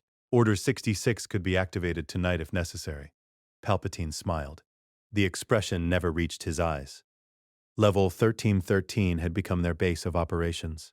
Ahsoka and Anakin stood in the warehouse, reviewing tactical data on a holographic display that showed the Senate building's layout. He knows something's wrong, Ahsoka said. Her hand moved through the hologram, highlighting specific corridors. He's too intelligent not to notice the patterns shifting. The question is whether he knows enough to change his plans. If he activates Order 66 tonight, the clones won't respond. The chips are dead. He'll give the order and nothing will happen. Ashoka's smile was grim, but he doesn't know that yet. He's still operating under the assumption that his kill switch is functional. So we use that against him. Exactly. A chirp from Anakin's comlink interrupted them. He activated it. A hologram of Palpatine appeared, not the man himself, but a recorded message. Anakin, my boy, I need to speak with you urgently. Tonight, if possible. My office, at the Senate building. There are troubling developments we need to discuss. The message ended. Anakin and Ahsoka looked at each other. It's a trap, Anakin said. Of course it's a trap. The question is whether we spring it or force him to come to us. Ahsoka deactivated the hologram. He wants you isolated. Wants to separate you from me, from the Council, from anyone who might anchor you in the light. Then he'll show you manufactured visions of Padme dying and offer the dark side as salvation. So we don't go alone. We don't go at all. Ashoka's eyes gleamed. We make him come to us. On our terms. In a place where he can't control the battlefield. Where? The Jedi Temple.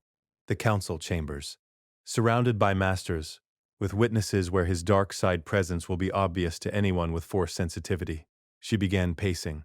We've spent 3 days gathering evidence. The intercepted transmissions. The Kamino breach. Soon we'll have Dooku's testimony. We confront him with everything at once. Publicly where he can't simply murder everyone who knows the truth. Anakin considered this. He's powerful, Ahsoka. More powerful than you remember. If we corner him, if we force him to reveal himself, and we win, because you're the chosen one, and I'm a survivor who's faced worse than Darth Sidious. She met his eyes. Together, we're stronger than he is. That's what he doesn't understand. He's spent so long alone, manipulating from the shadows that he's forgotten what true partnership looks like. We need to tell the Council. Now. Tonight. Agreed. They sealed the warehouse and made their way to the surface, moving through Coruscant's crowds with practiced anonymity. The temple rose before them, its spires catching the last light of the artificial sunset. Inside, the council was already assembled. Word had spread. Yoda's doing, most likely. All 12 seats were occupied, 12 of the Order's finest, all focused on the two figures standing in the center of the chamber. Mace Windu spoke first. Knight Skywalker, Padawan Tano. He paused. Or should I say, former Padawan.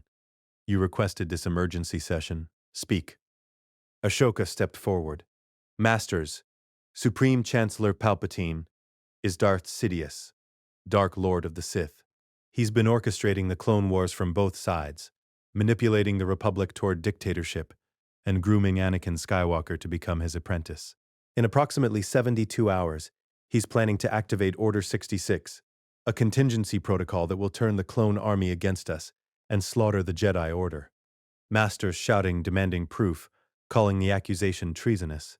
Only Yoda remained silent, his ancient eyes studying Ashoka with that uncomfortable intensity. Ki-Adi Mundi's voice cut through the chaos. This is madness. The Chancellor has served the Republic faithfully for 13 years. You can't possibly. I can prove it. Ashoka held up the data card. Encrypted transmissions between Palpatine and Count Dooku, using Sith holocron frequencies, discussing strategy for both the Republic and Separatist forces. They're the same person's war masters. Controlled opposition designed to grant Palpatine emergency powers. Mace gestured. Show us. Transmissions filled the air. Conversations between Palpatine and Dooku, coded but clear enough to anyone paying attention. References to the grand plan. Discussion of Jedi to be eliminated.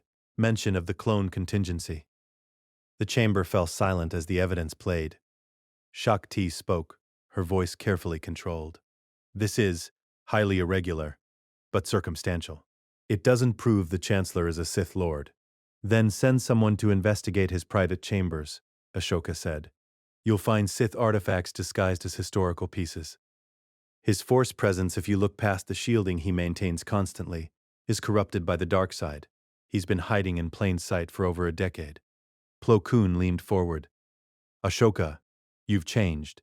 Your presence in the Force is extraordinary, far beyond what a Padawan of your age should possess. How do we know you haven't been corrupted? That this isn't some elaborate manipulation? Because I'm not asking you to trust me blindly. Ashoka's voice remained calm. I'm asking you to investigate, to look at the evidence, to question why a politician from Naboo became Supreme Chancellor during a manufactured crisis. Why the clone army appeared exactly when we needed it.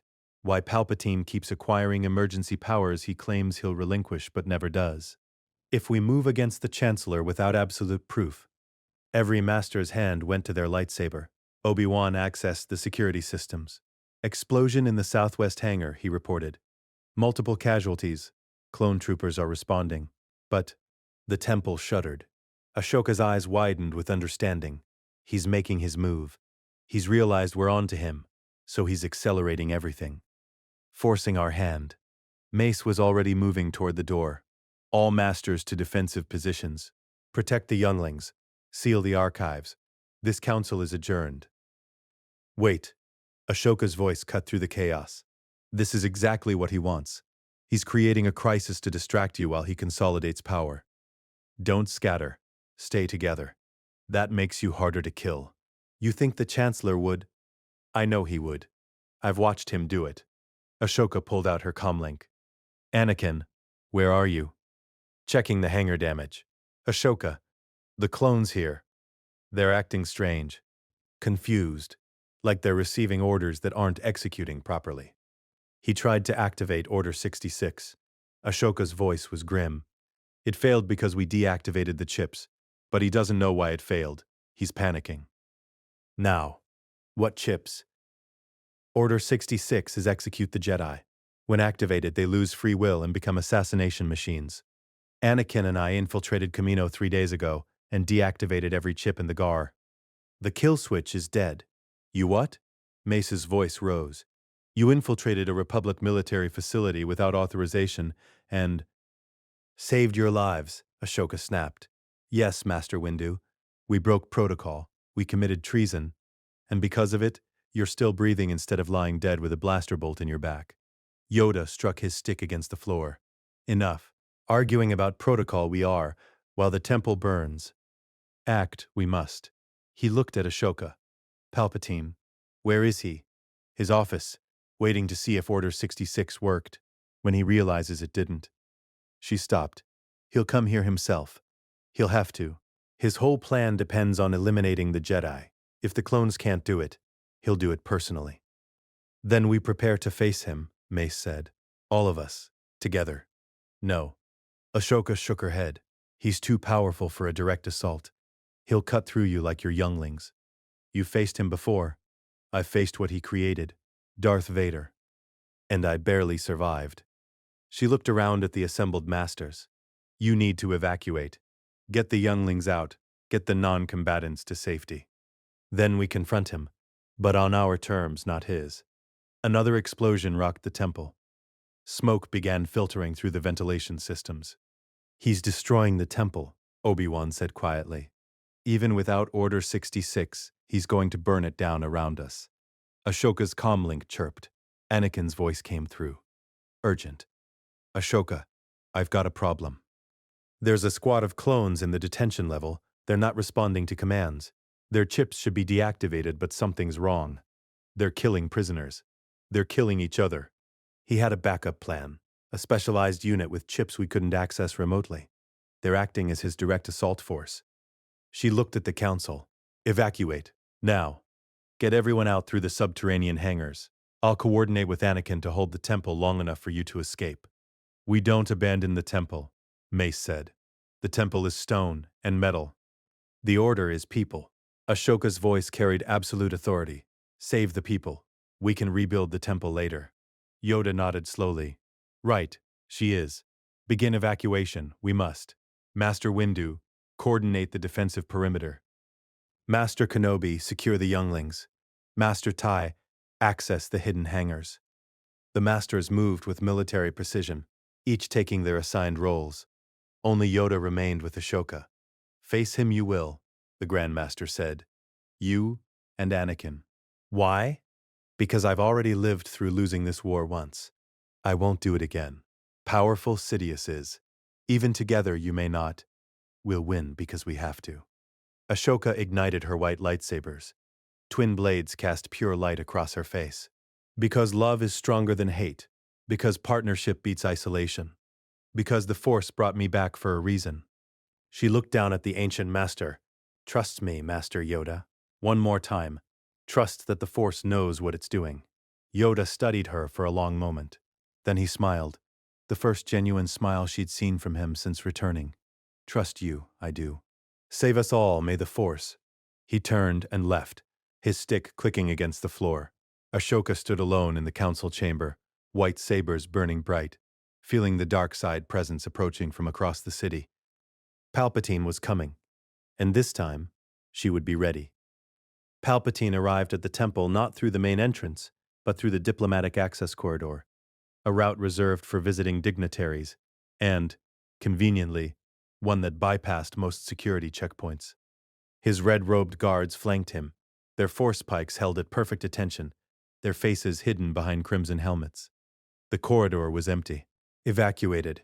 Every Jedi with sense had fled to the lower levels, shepherding younglings and archivists toward the subterranean hangars. But not everyone had fled.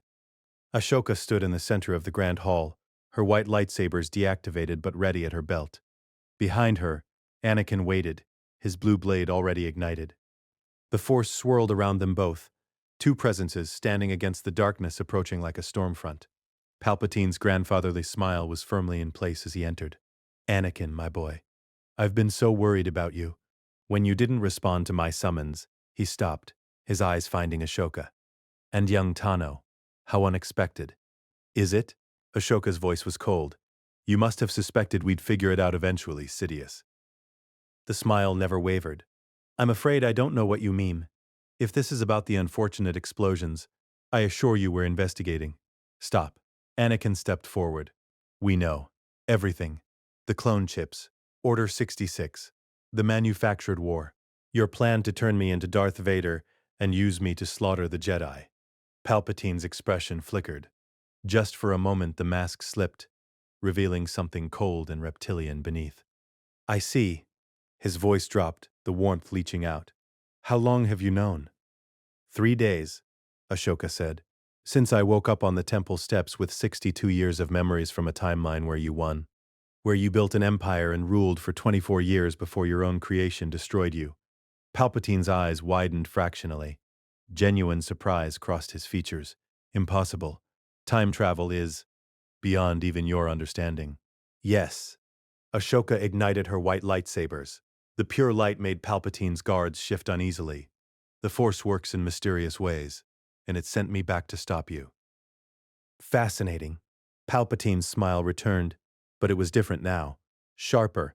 The politician's mask was crumbling, revealing the predator beneath. And you think you can? 2 children against the culmination of 1,000 years of Sith planning? We're not children. Anakin's voice was steady. And you're not invincible. You're just an old man who spent too long in the shadows. Time to face the light. The sound echoed through the empty hall, devoid of warmth or humor. "Oh, Anakin, my boy, my greatest disappointment. Do you have any idea how much effort I invested in you? How many years I spent grooming you, shaping you, preparing you to be my ultimate weapon?" His voice dropped to a hiss. "And you throw it away for what? Love? Attachment? The very weaknesses I was trying to burn out of you. They're not weaknesses." Anakin's blade hummed. "They're what make me stronger than you'll ever be. We'll see." Palpatine's hands came up. Lightning erupted from his fingertips, not aimed at Ahsoka or Anakin, but at his own guards. The red-armored figures convulsed, their screams cut short as Sith energy consumed them from within. They collapsed as smoking husks. "I no longer need pawns," Palpatine said conversationally. "When you want something done properly, sometimes you must do it yourself." He threw off his chancellor's robes. Beneath, he wore simple black. A lightsaber hilt flew from a hidden pocket into his hand. The blade ignited with a vicious snap hiss. Crimson light painted his face in shades of blood and shadow. "Let me show you the power you rejected, young Skywalker. Let me show you what you could have become." He moved. Palpatine's speed defied his apparent age. One moment he stood across the hall. The next, his crimson blade was screaming toward Ashoka's throat with killing intent. She caught it on crossed white sabers. The impact sent a shockwave through the Force that cracked the marble floor beneath her feet. "Impressive," Palpatine hissed, "but insufficient." He spun, disengaged, attacked from a different angle. Form 7, Juyo, chaotic and unpredictable, every strike coming from impossible angles. Ashoka met each attack with Form 4, Ataru, using her superior agility to stay ahead of his blade. Anakin circled, waiting for an opening. This wasn't like their training sessions. This was real. If either of them made a mistake, they died. Palpatine leaped backward, creating distance. His free hand extended. Force lightning arced across the hall, not at the Jedi, but at the pillars supporting the ceiling. Stone exploded. The grand hall's roof began to collapse. "Anakin." Ashoka's voice was sharp. They moved in perfect synchronization. Ashoka raised both hands, white sabers extinguishing as she focused her entire being on the Force. Anakin did the same, his blue blade deactivating. Together, they caught the falling ceiling, tons of stone and steel suspended in midair by sheer telekinetic force. Palpatine attacked through the debris. His crimson blade came down toward Anakin's exposed back. Ashoka couldn't block. Both hands were occupied holding the ceiling. Anakin couldn't dodge without losing his concentration. At the last moment, Anakin's lightsaber flew from his belt and ignited itself, hovering in the air to catch Palpatine's strike. The Sith Lord's eyes widened. Impossible. Anakin was controlling his lightsaber through the Force alone, fighting while simultaneously preventing the building from collapsing. It was a technique even masters struggled with. But Anakin Skywalker was the chosen one, and he'd had an excellent teacher. "Now," Ashoka shouted. They released the ceiling, not letting it fall but hurling it toward Palpatine with combined telekinetic force. The Sith Lord was forced to disengage, force pushing the debris aside. The grand hall filled with dust and smoke. When it cleared, Ashoka and Anakin stood side by side, lightsabers reignited, moving as one organism. Palpatine's face twisted with rage. You dare challenge me. I am the Senate. I am the Republic. I am the dark side incarnate." "You're a parasite," Ashoka's voice cut through his fury. "A cancer. And we're the cure." They attacked together, blue and white against red. 2 against 1, the duel tore through the grand hall, destroying everything it touched. Ancient tapestries burned, statues shattered. The very air screamed with the clash of incompatible energies. Palpatine was faster than Ashoka remembered, more powerful. 80 years of dark side mastery, channeled through withered limbs that moved with supernatural speed. But she'd fought Vader, and Vader had been stronger than Sidious in raw power, if not in cunning. She knew how Sith Lords moved, how they thought, how they died. Palpatine's crimson blade found Anakin's shoulder. A glancing blow, but enough to draw blood and a grunt of pain. "Yes," Palpatine crowed. "Feel the pain. Let it fuel your anger. Strike me down and take your rightful place as my apprentice." "I don't think so." Anakin's voice was steady despite the burn. I've already been your apprentice in another timeline. Once was enough. He pressed the attack, forcing Palpatine backward. The Sith Lord gave ground grudgingly, his blade weaving defensive patterns. You're delaying the inevitable, Palpatine snarled. The Jedi are finished. Even if you kill me, the damage is done. The Republic will tear itself apart.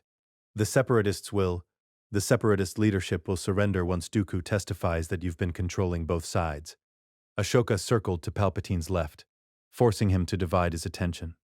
The clones won't execute Order 66 because we deactivated the chips. Your grand plan is already in ruins. You just haven't accepted it yet. Palpatine's face contorted with fury. His attacks became wilder, more aggressive. Juyo gave way to pure Sith rage. No form, no technique, just overwhelming dark side power seeking to annihilate everything in its path. You think you've won? Palpatine's voice rose to a shriek. You think this changes anything? I have contingencies, backup plans, secret apprentices scattered across the galaxy. Even if you kill me, the Sith will die with you. Ashoka's voice was absolute. Because I've seen every contingency. I've fought your inquisitors.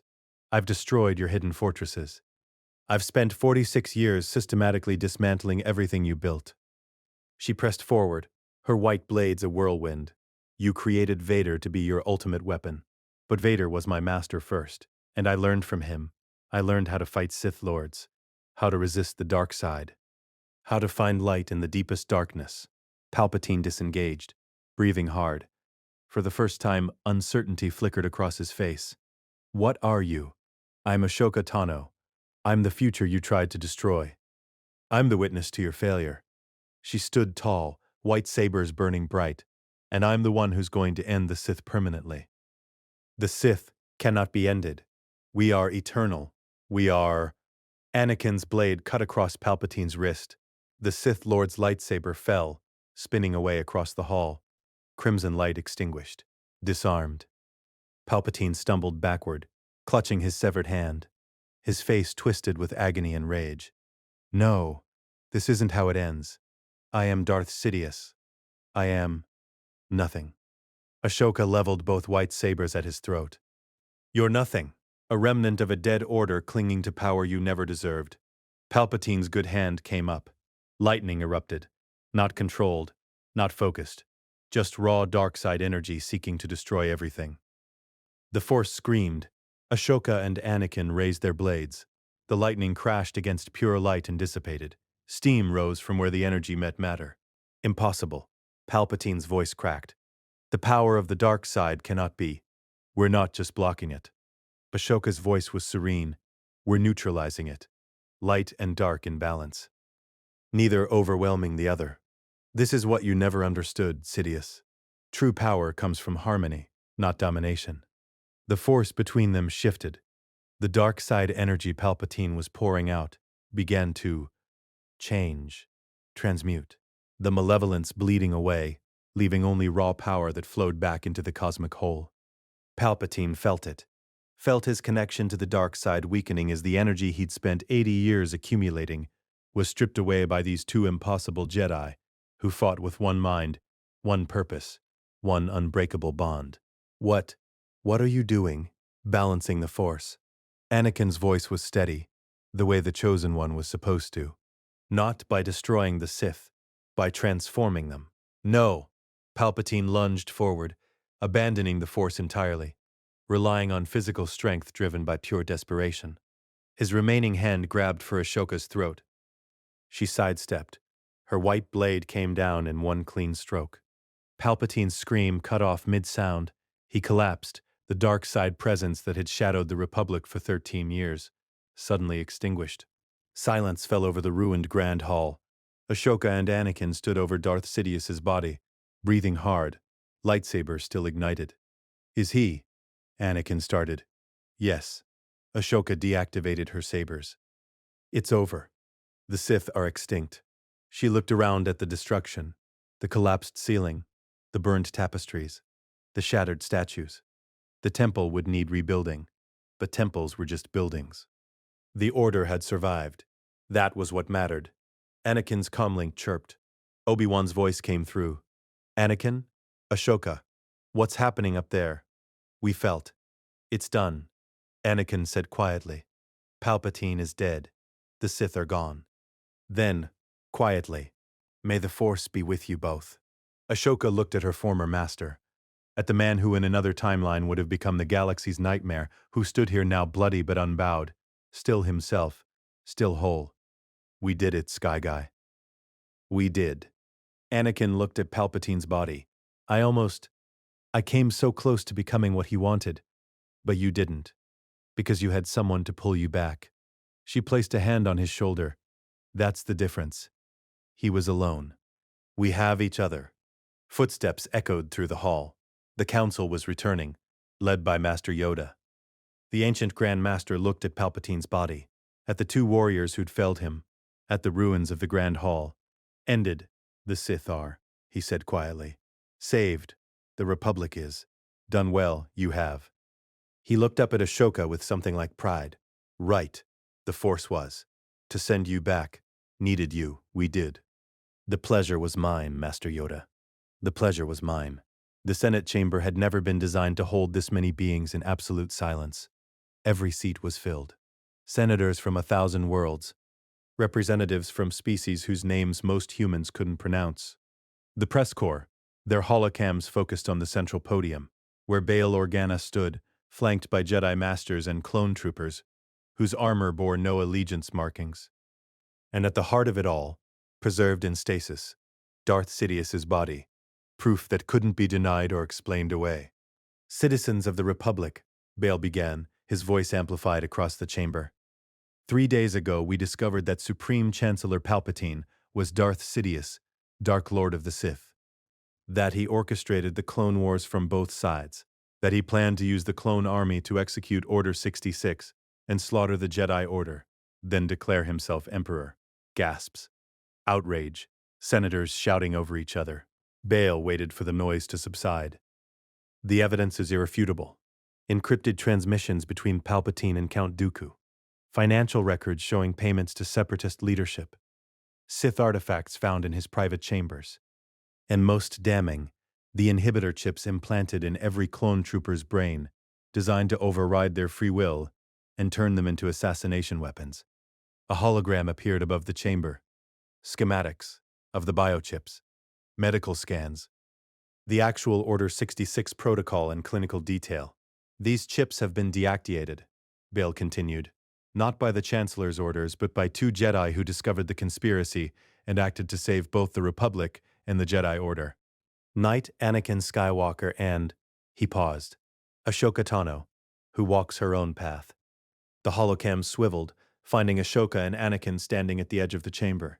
She'd refused a seat of honor, preferring to stand with the clone troopers, with Rex, who stood at rigid attention despite the tears streaming down his face. The war is over, Bail said. Not through conquest, but through revelation. The Separatist Council has agreed to peace negotiations now that they understand they were pawns in a Sith Lord's game. The clone army, he looked directly at the troopers, is hereby granted full citizenship and the freedom to choose their own paths. The chamber erupted again, this time in cheers mixed with angry protests. Senators who'd profited from the war shouted about the economic implications. Others wept with relief. Bail let it continue for exactly 30 seconds before raising his hand. There will be a period of transition, of healing. The Republic has been wounded, but it survives. And it survives because a handful of individuals chose to act when action was needed, to trust when trust seemed impossible, to believe that love was stronger than manipulation. He looked at Ashoka. The Senate owes you a debt that can never be repaid. But we can start by saying, thank you. The chamber rose as one. Senators, representatives, press all standing, applauding 2 Jedi who'd saved a republic that had cast one of them aside. Ashoka stood quietly, feeling the weight of their gratitude like a physical force. She'd spent 46 years in shadows, hiding from an empire that wanted her dead. This public acknowledgement, this celebration, felt alien. Beside her, Anakin leaned close. You okay? I don't know how to process this, she admitted. In my timeline, the Jedi became villains. Traitors who'd tried to overthrow the Republic. Seeing them celebrate us instead. It's what should have happened. What always should have happened. Bail yielded the floor to Mon Mothma, who began outlining the transition plan: emergency elections, peace negotiations, restructuring of the clone army into a voluntary defense force. Ahsoka slipped out quietly, Rex following. They found a balcony overlooking Coruscant's endless cityscape. Captain, Ahsoka said, not looking at him. How are your brothers handling it? Rex removed his helmet. His face was older than Anakin's, despite being younger chronologically, the accelerated aging built into every clone. But his eyes were clear. Free. They're confused, sir. Commander. Ahsoka. He shook his head. We spent our entire lives with one purpose: serve the Republic. Follow orders. Now we're being told we can choose. That's terrifying. Freedom usually is. What do I tell them? What do we do now? Ahsoka turned to face him fully. Whatever you want, Rex. Some will stay with the military. Others will find civilian work. Some might become farmers or teachers or mechanics. The point is, it's your choice now. All of yours. And you? What will you choose? She looked out at the city. I don't know yet. The Order wants me back. Master Yoda offered to restore my rank, give me my own Padawan, a seat on the council eventually. You don't sound excited. Because I don't know if I fit there anymore. The Jedi are changing. They're allowing attachments now, reforming the code. But I've been away too long. In my head, I've spent 50 years without them. I'm not sure I can just slot back into that structure. Rex was quiet for a moment. I never got to say this properly. After Mandalore, after Order 66 failed to activate, and I just stood there confused about why I wanted to kill you but couldn't. He met her eyes. Thank you. For saving us. For believing we were worth saving. You were always worth saving. She placed a hand on his shoulder. You're not droids, Rex. You never were. You're people. My friends. My brothers. Then let me say something as your friend, not your soldier. He replaced his helmet, the gesture somehow making his words more formal. Whatever you choose, Jedi, Wanderer, something else entirely, don't choose based on what you think you should do. Choose based on what makes you happy. I'm not sure I remember what happy feels like. Then maybe it's time to learn.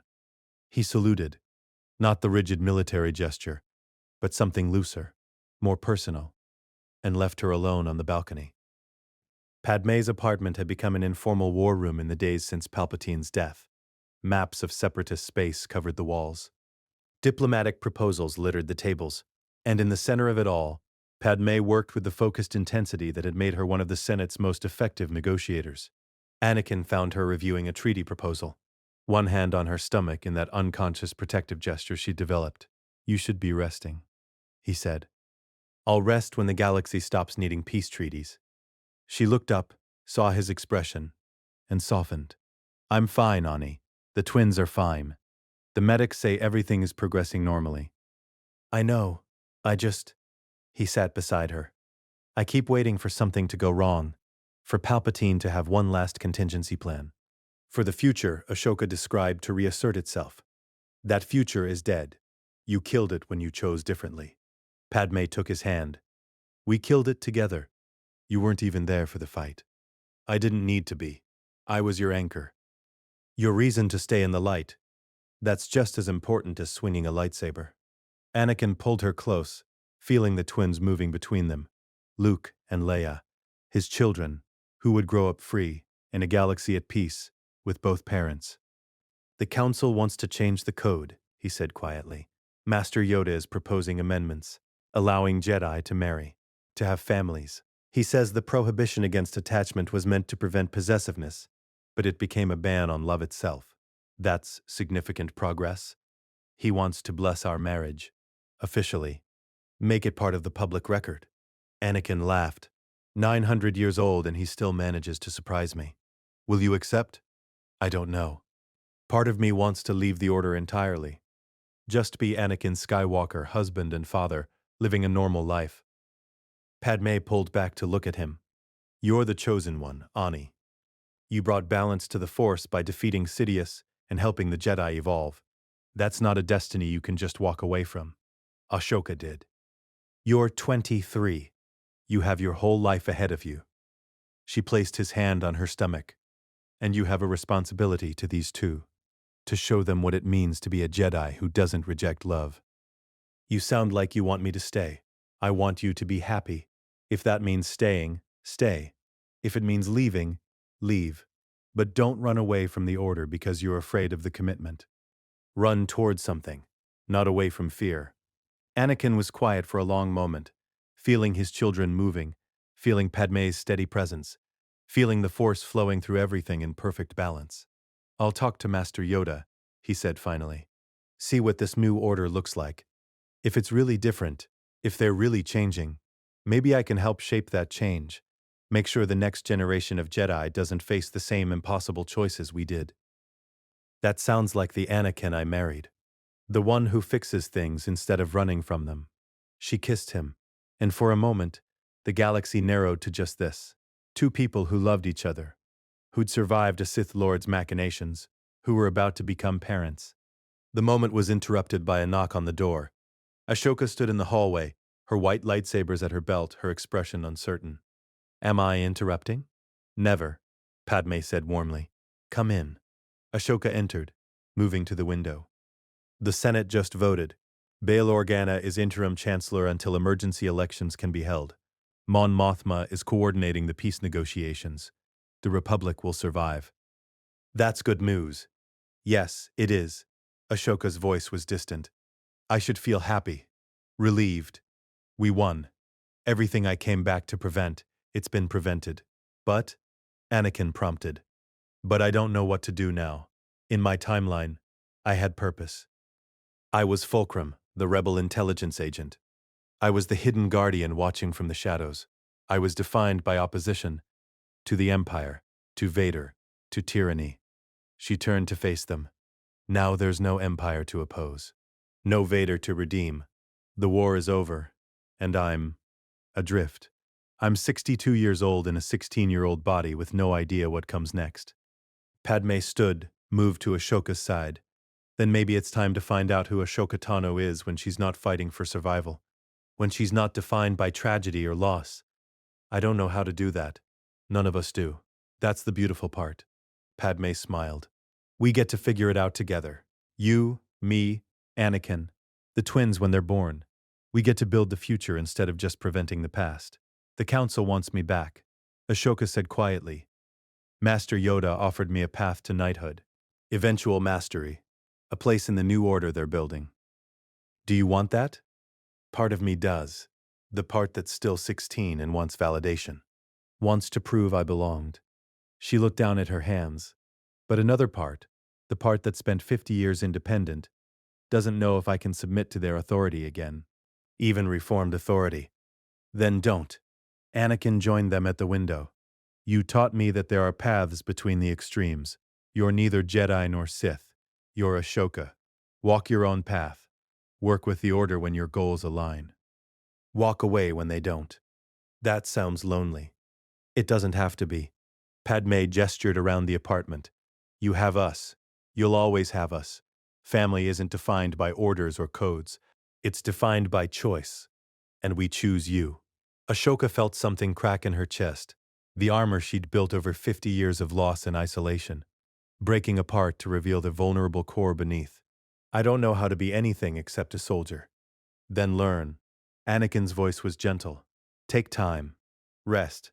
Figure out who Ahsoka Tano is in a galaxy at peace. And when you're ready, if you're ready, decide what comes next. What if I choose wrong? Then you choose again. Padmé took her hand. That's the gift you gave us, Ahsoka. The freedom to choose. To make mistakes. To change our minds.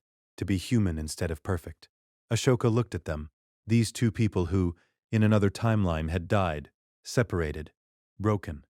Here they stood whole and together, offering her the same unconditional acceptance she'd fought so hard to give them. Thank you, she whispered, for trusting me, for believing me when I sounded insane, for standing with me against a Sith Lord. Always Snips. Anakin pulled her into a hug. Padmé joined them, and for a moment they stood together.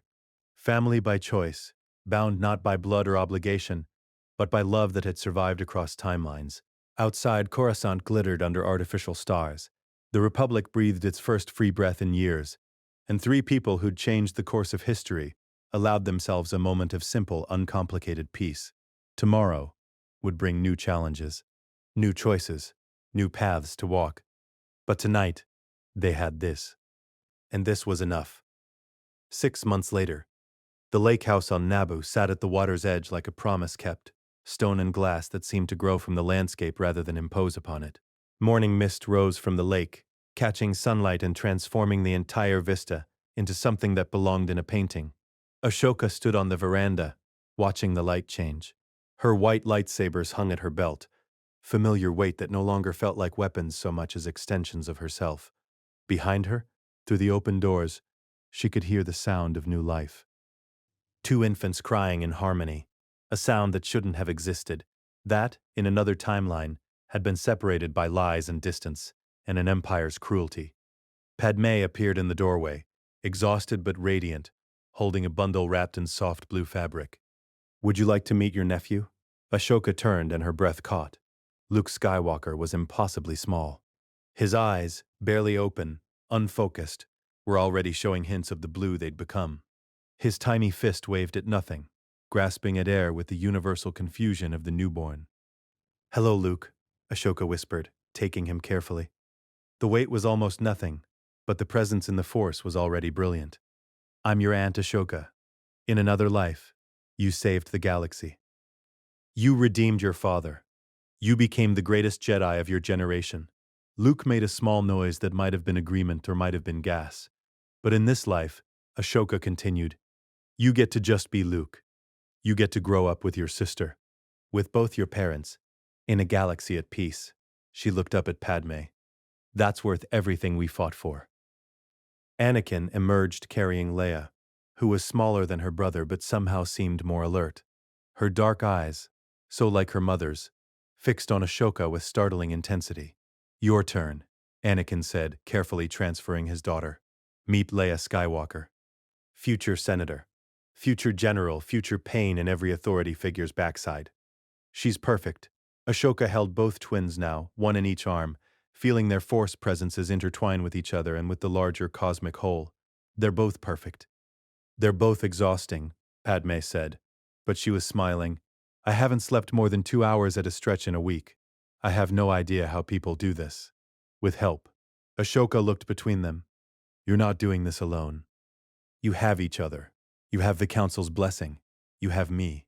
About that, Anakin settled onto one of the veranda chairs. "Master Yoda asked me to extend an invitation. He wants to visit next week, to meet the twins, and to formally discuss your future with the Order." Ashoka went very still. "My future? He's been working on the code revisions for 6 months. The new version? It's different, Ashoka. Really different. Attachment is no longer forbidden. Jedi can marry, can have families, can love without being punished for it. That's good. That's what needed to happen. He wants you to be part of shaping it further, wants your perspective on what the Order should become." Anakin leaned forward. "Ashoka, you could help build something better, something that doesn't make the same mistakes." "I could, or I could walk away and let you build it without me." She looked down at the twins. "I've been thinking a lot about what comes next, about who I am when I'm not fighting. And I want to see the galaxy at peace for the first time in my life. Either life. I want to help people who need it without being bound by council politics or military hierarchy." She met their eyes. "I want to be Fulcrum." Padmé tilted her head. "Fulcrum? A fulcrum is the point on which a lever rests, the pivot that allows you to move the world. I want to be that. The person who shows up when things are unbalanced and helps tip them back toward equilibrium." "That sounds like a Jedi's role," Anakin said. "Maybe. But I'll do it on my terms. I'll work with the Order when our goals align. But I won't join it, won't submit to their authority again, even reformed authority." She smiled. "I've spent too long walking my own path to give that up now." Padmé moved to stand beside her. "Will we see you?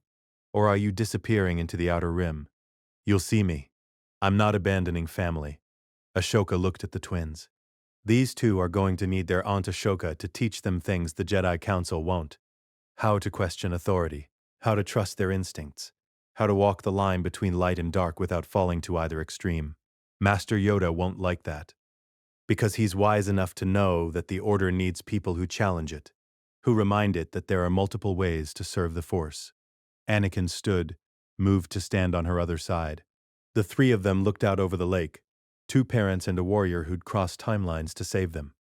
What will you do first? Anakin asked. Where will you go? Tatooine, actually. There's a moisture farmer named Owen Lars who's about to inherit his father's homestead. In my timeline, he raised Luke for 19 years, kept him safe from the Empire. I want to meet him. Thank him for what he would have done. He doesn't know you. No.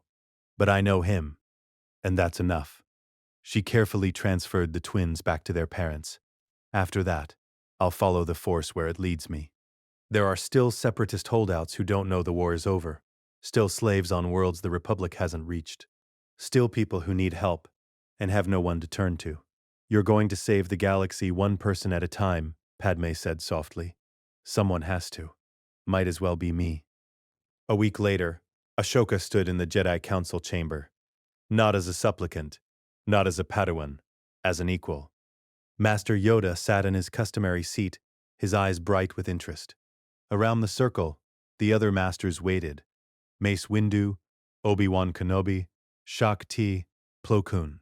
All of them watching her with varying degrees of respect and uncertainty. Ahsoka Tano, Yoda began. Discussed your future we have. Agree, the Council does. That earned a place among us you have. Offer you the rank of Jedi Knight. We do. With full honors and responsibilities. Ahsoka stood in the center of the circle, feeling the weight of their offer. In another life, she would have accepted eagerly, would have seen it as validation, proof that she belonged. But she wasn't that girl anymore. I'm honored, Master Yoda, truly, but I must decline. Murmurs around the circle, Mace Windu's expression hardened. You reject the Order again? I'm not rejecting anything. I'm choosing something different. Ahsoka turned slowly, meeting each master's gaze. The Jedi Order is changing, evolving. That's good. That's necessary. But I've spent 50 years, subjectively, operating outside your structure. I can't go back to taking orders from a council, even a reformed one. Then what will you do? Obi-Wan asked. I'll be Fulcrum, an independent agent. Someone who works with you when our goals align and walks away when they don't. A voice of challenge and perspective from outside your hierarchy. Dangerous this could be, Yoda said. Operating alone without council guidance is exactly what I've been doing since I was 16. I left the Order on those steps, Master Yoda. That decision doesn't change just because you're inviting me back. She softened her voice. But I'm not cutting ties. I'm just redefining them. I'll work with the Jedi, train with them, share intelligence, but I won't serve under them. Yoda studied her for a long moment. Then, slowly, he smiled. Wise you have become. Wiser than some who sit on this council, perhaps. Your path, walk it you must. But know this, welcome here, you always are. Part of this family you remain, whether wear the title of Jedi or not. Thank you, Master. And the twins, Shak Ti said. Luke and Leia Skywalker. Will you help train them? When they're ready, when they're old enough to understand choice. I'll teach them what I know. But they're Anakin and Padme's children first. Let them be children before they become Jedi. Plo Koon inclined his head. A wise philosophy. One we should have embraced long ago. Mace Windu remained silent. But after a moment, he nodded. The Force brought you back to save us. I doubted. I questioned. I was wrong. Walk whatever path you choose, Ahsoka Tano. You've earned that freedom. May the Force be with you, the Council said in unison. And with you. The transport pad at the Temple's eastern landing zone was quiet in the early morning. Ahsoka loaded her few possessions. A pack with basic supplies, her white lightsabers, a holocron Master Yoda had gifted her containing the new Kogru visions. Rex approached. Out of armor for the first time in years, he wore civilian clothes that looked strange on his military frame. So you're really leaving? For now, I'll be back. Just, not to stay. She secured the pack. What about you? Have you decided? Some of us are staying with the military. Voluntary service protecting the Republic we chose to defend. He smiled. But I'm taking a break first. Cody and I are going to travel. See worlds we only visited to fight on. Learn who we are when we're not soldiers. That sounds perfect. Ashoka. Rex's voice went serious. Thank you. For everything. For saving us. For believing we were worth saving. For giving us the freedom to choose. She pulled him into a hug. You were always worth saving, Rex. All of you. Never forget that. They stood together for a moment, two warriors who'd survived impossible odds, bound by friendship that transcended rank or species. Where will you go first? Rex asked, as they separated. Wherever the Force leads me. Wherever people need help and have nowhere else to turn. She smiled. I've got 62 years of experience and a 16-year-old body with the energy to match. Might as well put both to use. The transport hummed to life. Ashoka climbed aboard, pausing at the ramp to look back at the temple. The place that had been her home, that had cast her out, that wanted her back. She didn't belong there anymore, but that was okay. She'd found something better than belonging. She'd found purpose. The transport lifted off, carrying her toward the morning sun.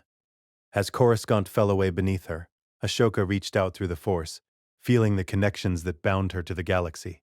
Anakin and Padme on Naboo, teaching their twins to laugh. Rex and the freed clones, discovering what freedom meant. Master Yoda in the council chamber, guiding the Order toward wisdom. Obi-Wan in the archives, learning instead of fighting. A republic healing from a wound it hadn't even known existed. All of it saved, all of it whole. All of it because the Force had given her one more chance. She closed her eyes and let herself feel it fully. The weight of 62 years lifting, replaced by the lightness of possibility. Of potential. Of a future unwritten and unlimited. Somewhere in the galaxy, someone needed help. Someone was suffering, or lost, or trapped.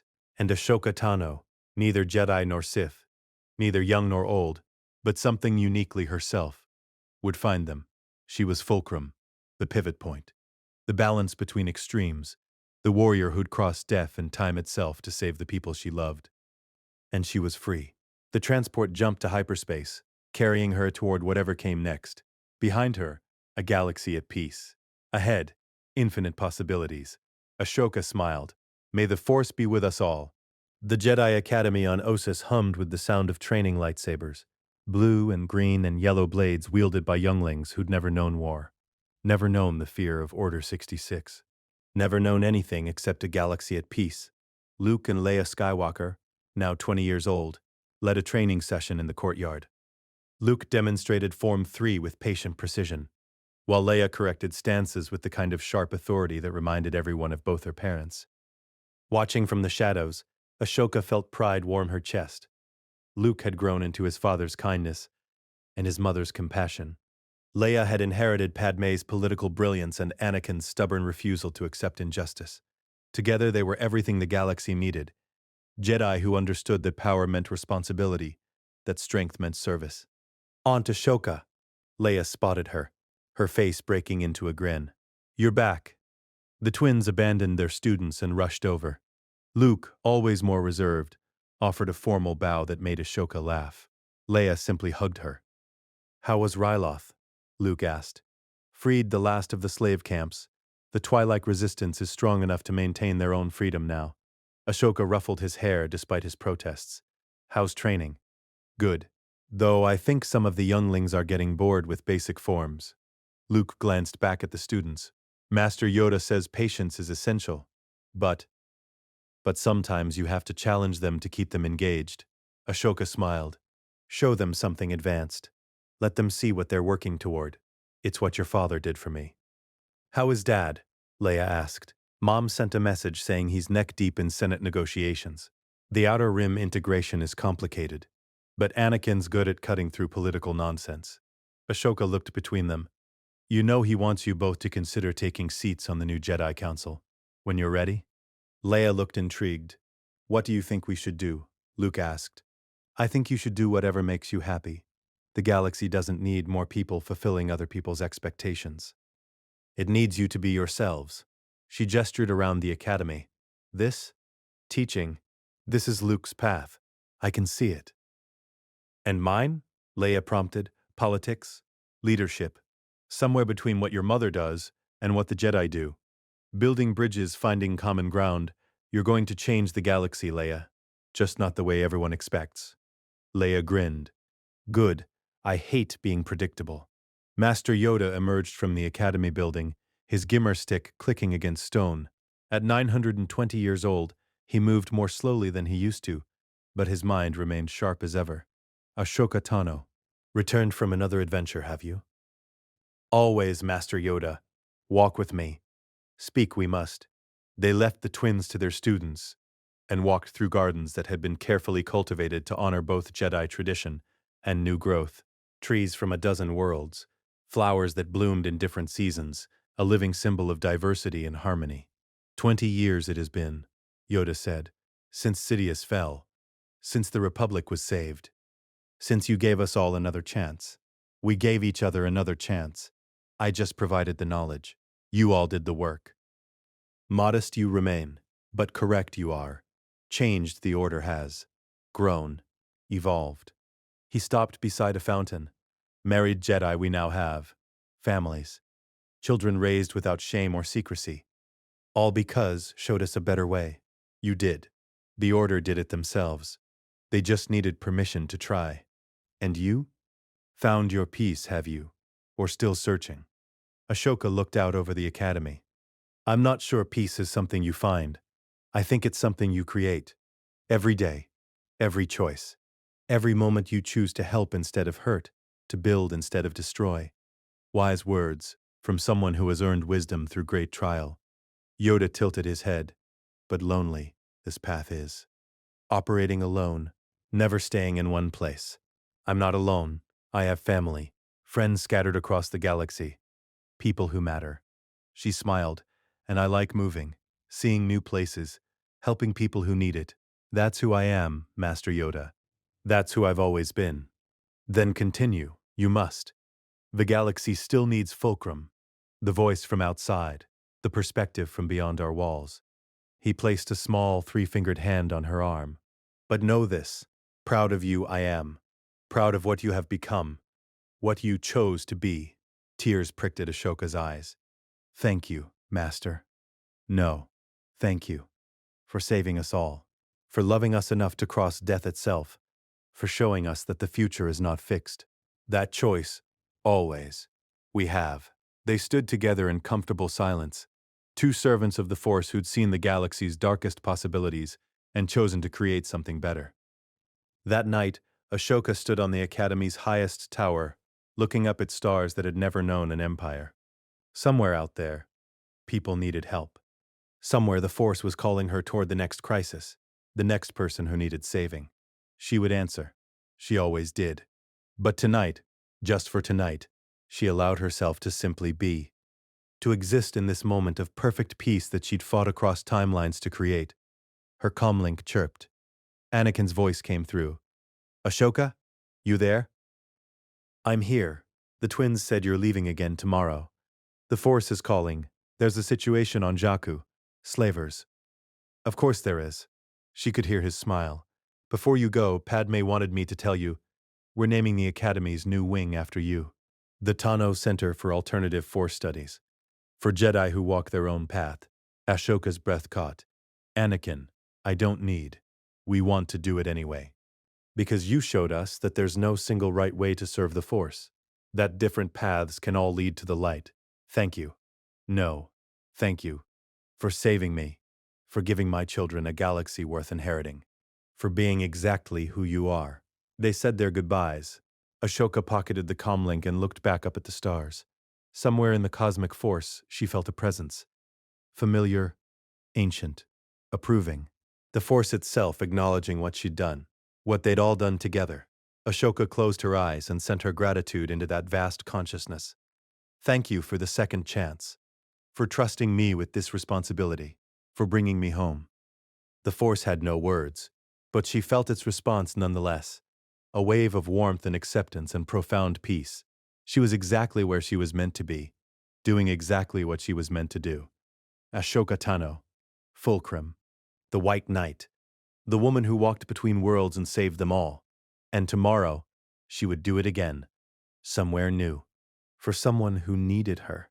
But tonight, under stars that had never known tyranny, in a galaxy that had never known an empire, surrounded by family she'd fought across death itself to preserve.